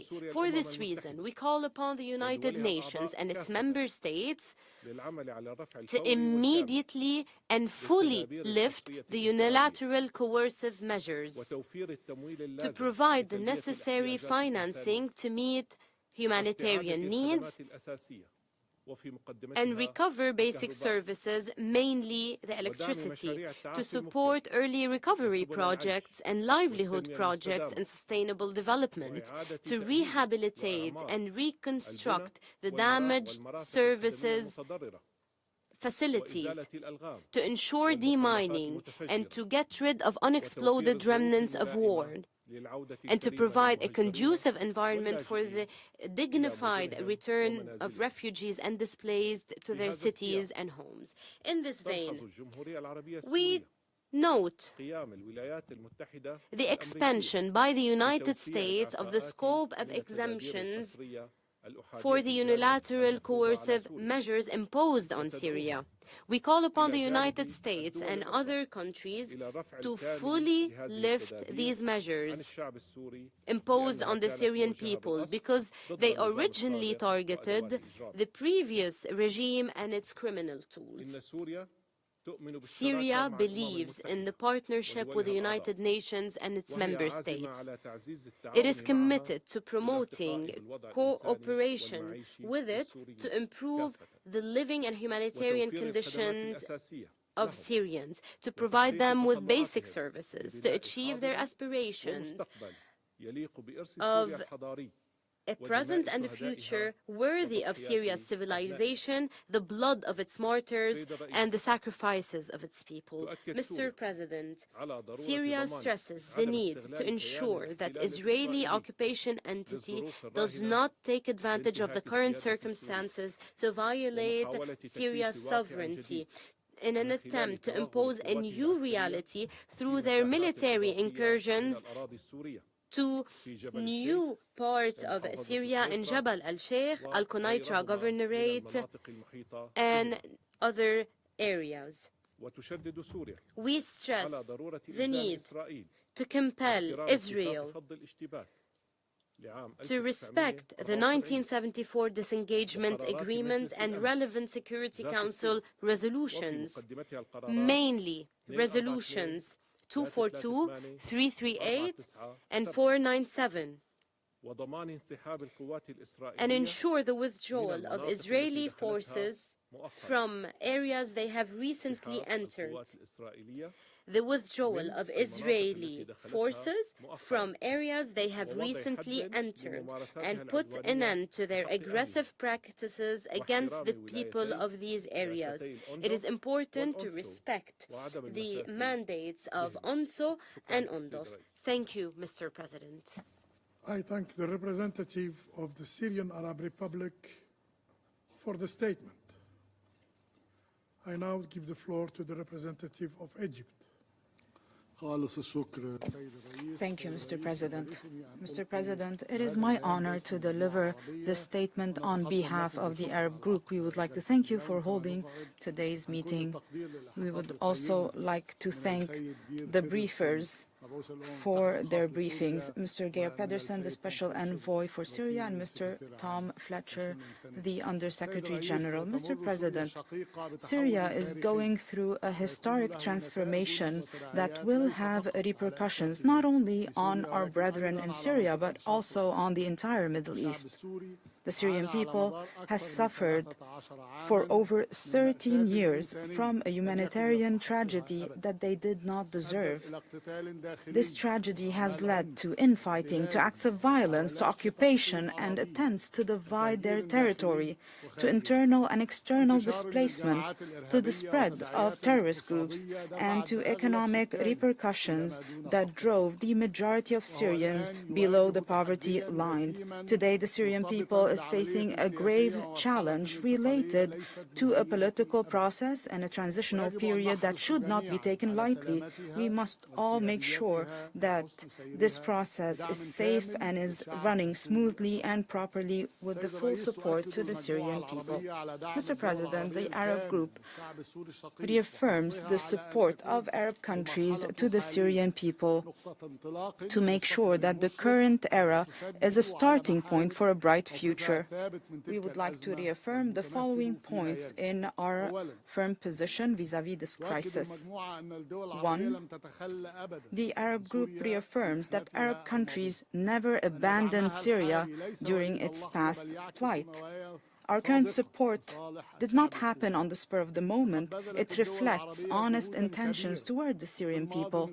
Arab countries made great efforts in the past through many frameworks, including the Arab Liaison Committee, to advance the political reform process in Syria, to bridge differences between stakeholders, to urge the former regime to respond to the request for change, to put an end to the infighting, to stop the bloodshed, and to protect Syria and its unity.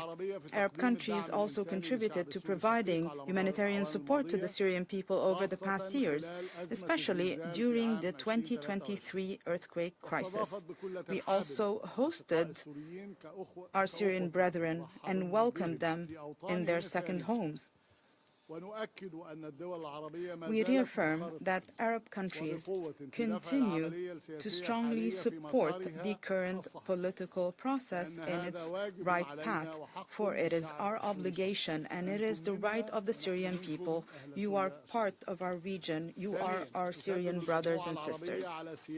Two, the Arab Group reaffirms the sovereignty, territorial integrity, unity and independence of Syria. We condemn the ongoing Israeli occupation of the Syrian Golan, occupied since 1967. We condemn Israel's opportunistic exploitation of the current situation to occupy further Syrian territory, to bomb cities, facilities and infrastructure. This is a blatant violation of international law and UN Charter. It is a violation of the disengagement agreement of 1974. We call on the Security Council to intervene to maintain security and peace, to put an end to the Israeli act of aggression, to put an end to the Israeli occupation. We also call for the end of the illegal presence of all foreign forces in Syria. Three, the Arab Group stands in full solidarity with Syria and the Syrian people in this historic moment. We will continue to support efforts to rebuild the state through a comprehensive Syrian-owned and Syrian-led political process that includes all segments of the Syrian people and their national forces, that aims to ensure an active participation of all Syrians to build a better future for their state and to build national institutions with the support of the League of Arab States and the United Nations, pursuant to the spirit and principles of UN Security Council Resolution 2254, so that Syria can regain its natural standing. We also reaffirm that drafting this process will only take place when there is an end to the destructive external interventions, and all national parties in Syria must give precedence to the interests of the Syrian people above all other consideration, to guarantee the security, unity and sovereignty of Syria, to put an end to terrorism and to maintain the rights of the Syrian people without exception. 4. The Arab Group condemns the activities of terrorist groups that seek to exploit the current void. It is important to strengthen all efforts to combat terrorism, given that this is an international risk that threatens the stability of the international community. 5. The Arab Group calls for further efforts to address the current humanitarian crisis in Syria, to provide humanitarian support to the Syrian people, including by cooperating with relevant UN agencies. We also call for supporting reconstruction and for providing the necessary political, living, and humanitarian conditions to start a voluntary, safe, and dignified return for Syrian refugees and IDPs, and provide all necessary support in cooperation with relevant UN agencies.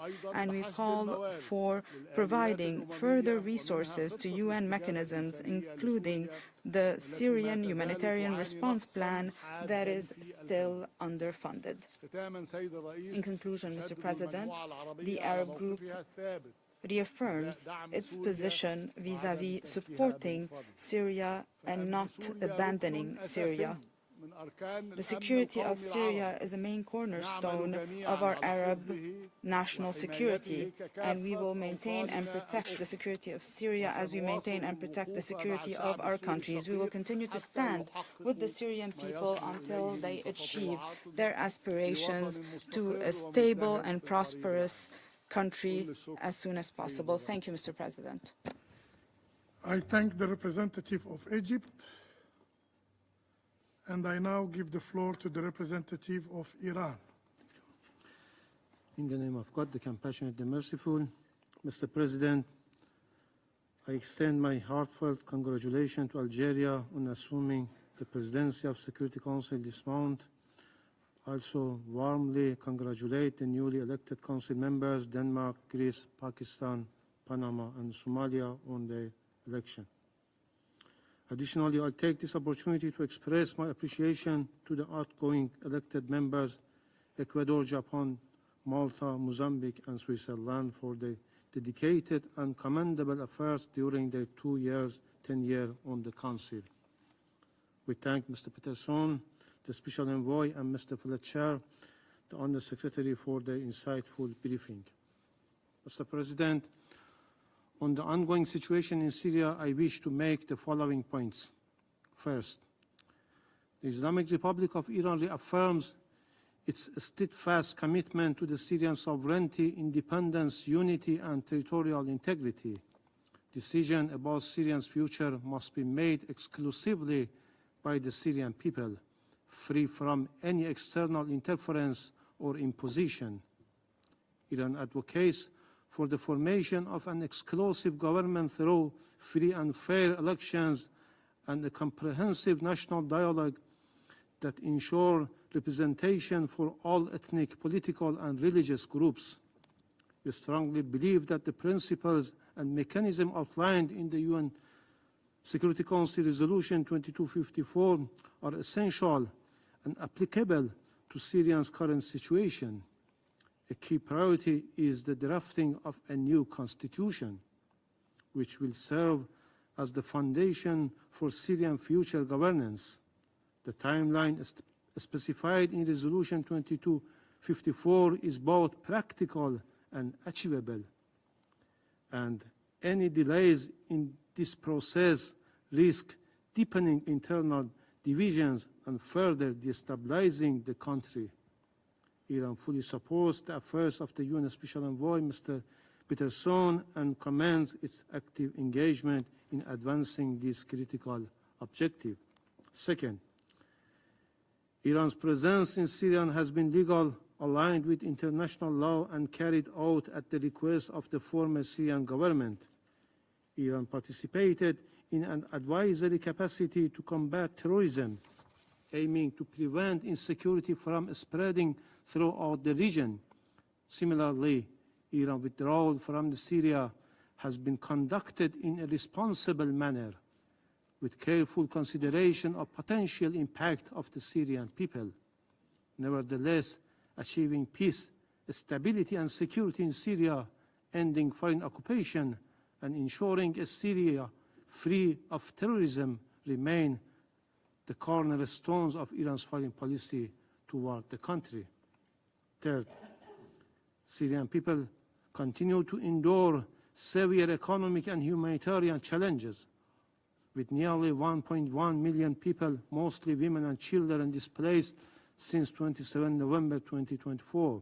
According to OCHA, humanitarian activities have resumed in areas where security conditions allow, yet access remains critically restricted in parts of the northeast Syria due to the movement constraints. Iran commends the tireless efforts of OCHA and humanitarian partners in alleviating the suffering of the Syrian people, rebuilding critical infrastructure, restoring essential services, and facilitating the safe return of refugees and displaced persons are essential steps toward recovery. Equally important, the extraterritorial and unilateral sanctions imposed by Western countries on Syria are unjust and illegal and must be lifted immediately. Exploiting the situation in Syria to impose political conditions and undermine Syrian sovereignty in exchange for sanctions relief severely harms the most vulnerable populations and violate the fundamental rights of the Syrian people. Fourth, Iran emphasized the imperative of respecting the rights of all minorities in Syria, including Alawites, Shiites, and Christians, and ensuring the protection of diplomatic personnel and premises in accordance with international law. Similarly, safeguarding Syrian religious sites and cultural heritage is vital for preserving its identity and unity. All actions must be fully adhere to international law to ensure the safety and rights of all communities. Fifth, resurgence of terrorism in Syria, particularly the covert operations of sleeper cells linked to Al-Qaeda and ISIS, remains a serious and escalating concern.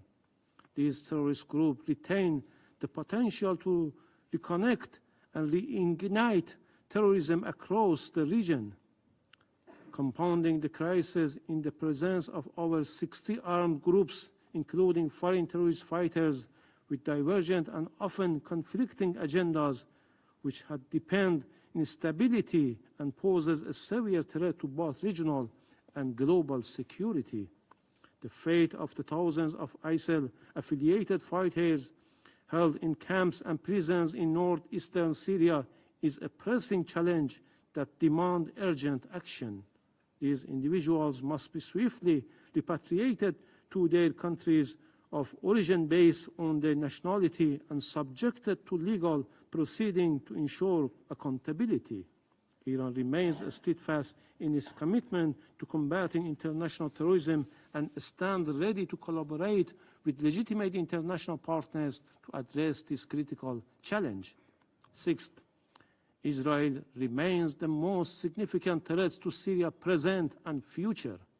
This occupying regime continues violation of Syrian sovereignty and territorial integrity, including its military aggression and ongoing occupation of Syrian territories. It also defies Security Council Resolution 497 by refusing to withdraw from the occupied Golan Heights. With US support and exploiting Syrian situation, Israel has expanded its occupation by occupying over 500 additional square kilometers of Syrian territory and systematically destroying nearly all of Syria's military and research infrastructure. These actions flagrantly violate international law, the UN Charter, and relevant Security Council resolutions. The Security Council must take decisive action to halt this violation and hold Israel accountable for its destabilizing action. Finally, Iran's friendly relations with Syria are rooted in decades of shared history, as well as strong political and cultural ties, and continue to deepen based on mutual interest and adherence to international legal principles. Iran remains committed to playing a constructive role, collaborating with the United Nations, regional partners, and the government of Syria, which represents the will of Syrian people, to achieve lasting peace and stability in Syria and the broader region. I thank you. I thank the representative of the Islamic Republic of Iran for the statement. I now give the floor to the representative of Kuwait. In the name of God, the merciful, the compassionate, President of the Security Council for the current month, the permanent representative of Algeria. Dear colleagues, it is my honor to deliver this statement on behalf of the countries of the Gulf Cooperation Council, the GCC, the United Arab Emirates, the Kingdom of Bahrain, the Kingdom of Saudi Arabia, the Sultanate of Oman, the State of Qatar, and my country, the State of Kuwait. We would like to express our support to the statement delivered by His Excellency, the Permanent Representative of the Arab Republic of Egypt on behalf of the Arab Group. We would also like to congratulate you on assuming the presidency of the Security Council for this current month. We stand ready to support you and your team to guarantee the success of this presidency. We do hope that the Algerian presidency will contribute to further UN activities to highlight the current challenges in the Middle East and the world. We would also like to convey our wishes for luck and success to the new members. Allow me also to thank Mr. Geir Pedersen, the Special Envoy of the Secretary General for Syria. I would also like to thank Mr. Tom Fletcher, the Under-Secretary General, for his briefing. Mr. President, the GCC countries, towards the end of December 2024, held in the state of Kuwait the 46th extraordinary meeting, ministerial meeting, to follow up on the developments in Syria and Lebanon. Their Excellencies reaffirmed the need for a safe and stable Syria. We chose to participate in today's meeting to reaffirm our determination to assist Syria at the political, economic, developmental, and humanitarian levels. GCC countries would like to reaffirm the following main principles to address the Syrian crisis. First, the need to respect the sovereignty, independence, and territorial integrity of Syria, to reject foreign interferences, to combat terrorism, extremism, and radicalization, and to respect religious and cultural diversity. Second, support the comprehensive and inclusive political transitional process and support the national reconciliation process and the efforts to rebuild the state and to encourage national unity and a comprehensive dialogue with the participation of all segments of the Syrian society to complete a political process that is Syrian-led with the support of the United Nations. Third, reaffirm that the stability of Syria is a cornerstone for the stability and security of the Middle East. GCC countries categorically rejects the repeated attacks by the Israeli occupation forces against Syria, and we call for their immediate withdrawal from the occupied Syrian territory. We reaffirm our position that the Golan is a Syrian territory, and we condemn Israeli settlement expansion operations in the occupied Golan, and we call for lifting economic sanctions imposed on Syria and on providing humanitarian support to the Syrian people. In conclusion, Mr. President, the GCC countries remain determined to support Syria and to stand by the Syrian people at all levels. We stand ready to support you, Mr. President, and your team to facilitate the work of the Security Council during this month and to contribute to maintaining international peace and security. God bless. Thank you, Mr. President. I thank the representative of Kuwait for his statement, and I give the floor to the representative of Turkey. Thank you, Mr. President. I would also like to thank the United Nations Special Envoy, Mr. Pedersen, and the Under-Secretary General for Humanitarian Affairs and Emergency Relief Coordinator, Mr. Fletcher, for their briefings. And I express my wish to work with them closely in the future. Mr. President, while the end of the Assad regime brings hope for the Syrian people and the region, the challenges ahead remain immense. Years of unimaginable suffering and widespread destruction have left Syria in ruins. The material devastation, the regime's grave human rights violations, and the severity of the humanitarian crisis are evident. We must ensure accountability for the human rights violations and the uses of chemical weapons by the Assad regime. Turkey continues to support the Organization of Prohibition of Chemical Weapons efforts to investigate and hold accountable those responsible for these chemical attacks. In light of the dramatically changed dynamics in Syria, it is imperative that we adapt our approaches to meet the pressing needs of the Syrian people. International community must adopt a constructive approach and facilitate a smooth transition in Syria. It is now time to address the Syrian people's urgent expectations for international support in rebuilding their country.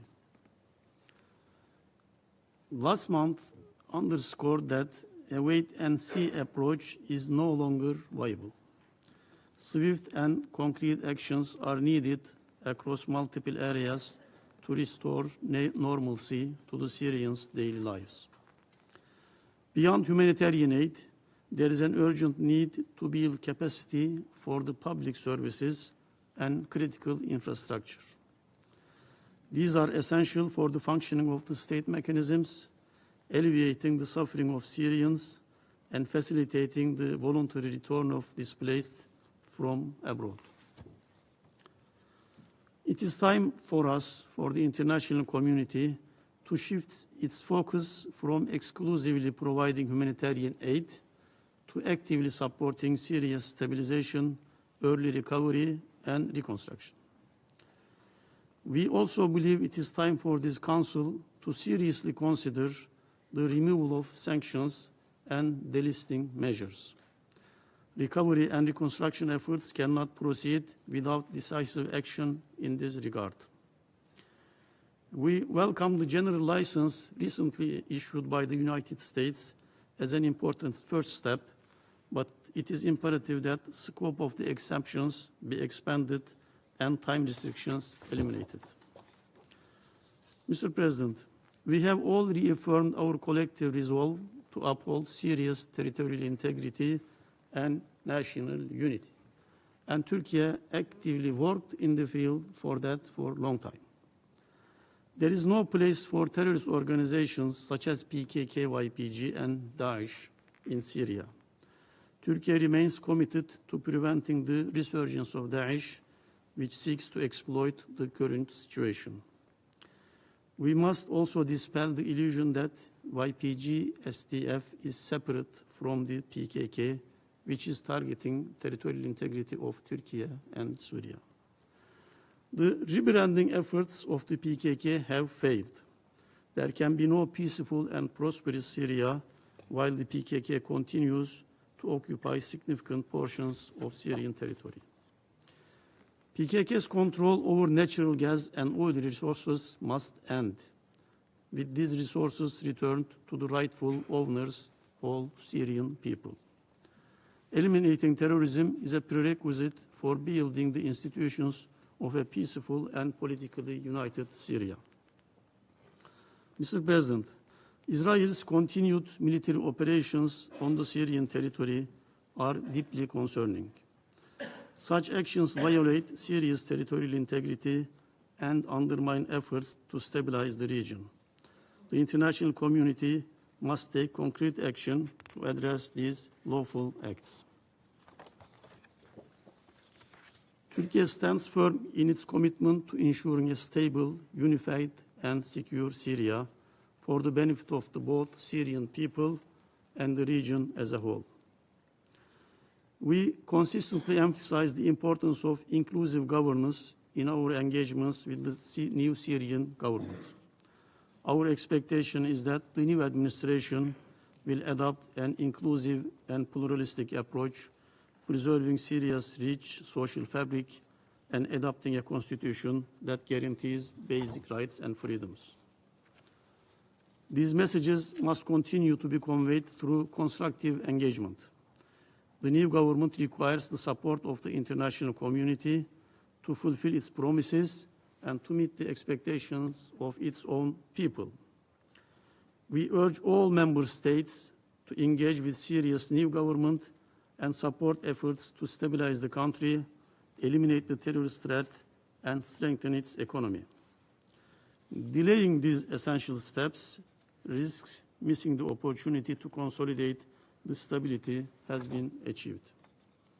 Mr. President, since the first day of the Syrian conflict, Turkey welcomed and embraced the Syrian people and saved lives by the millions.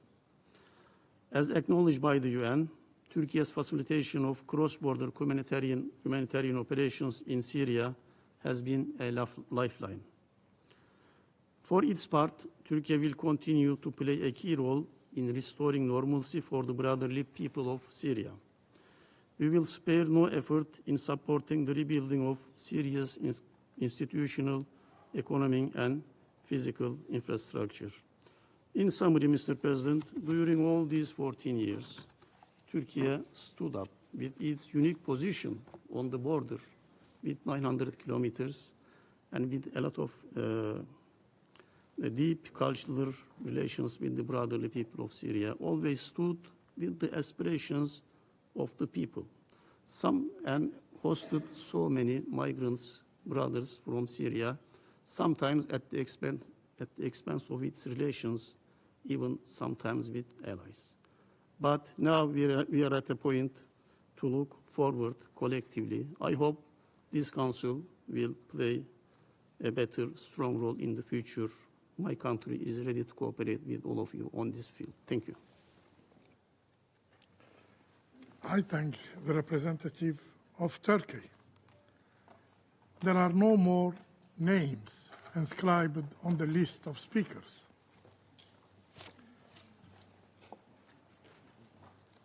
I now invite Council members to informal consultations to continue our discussion on the subject.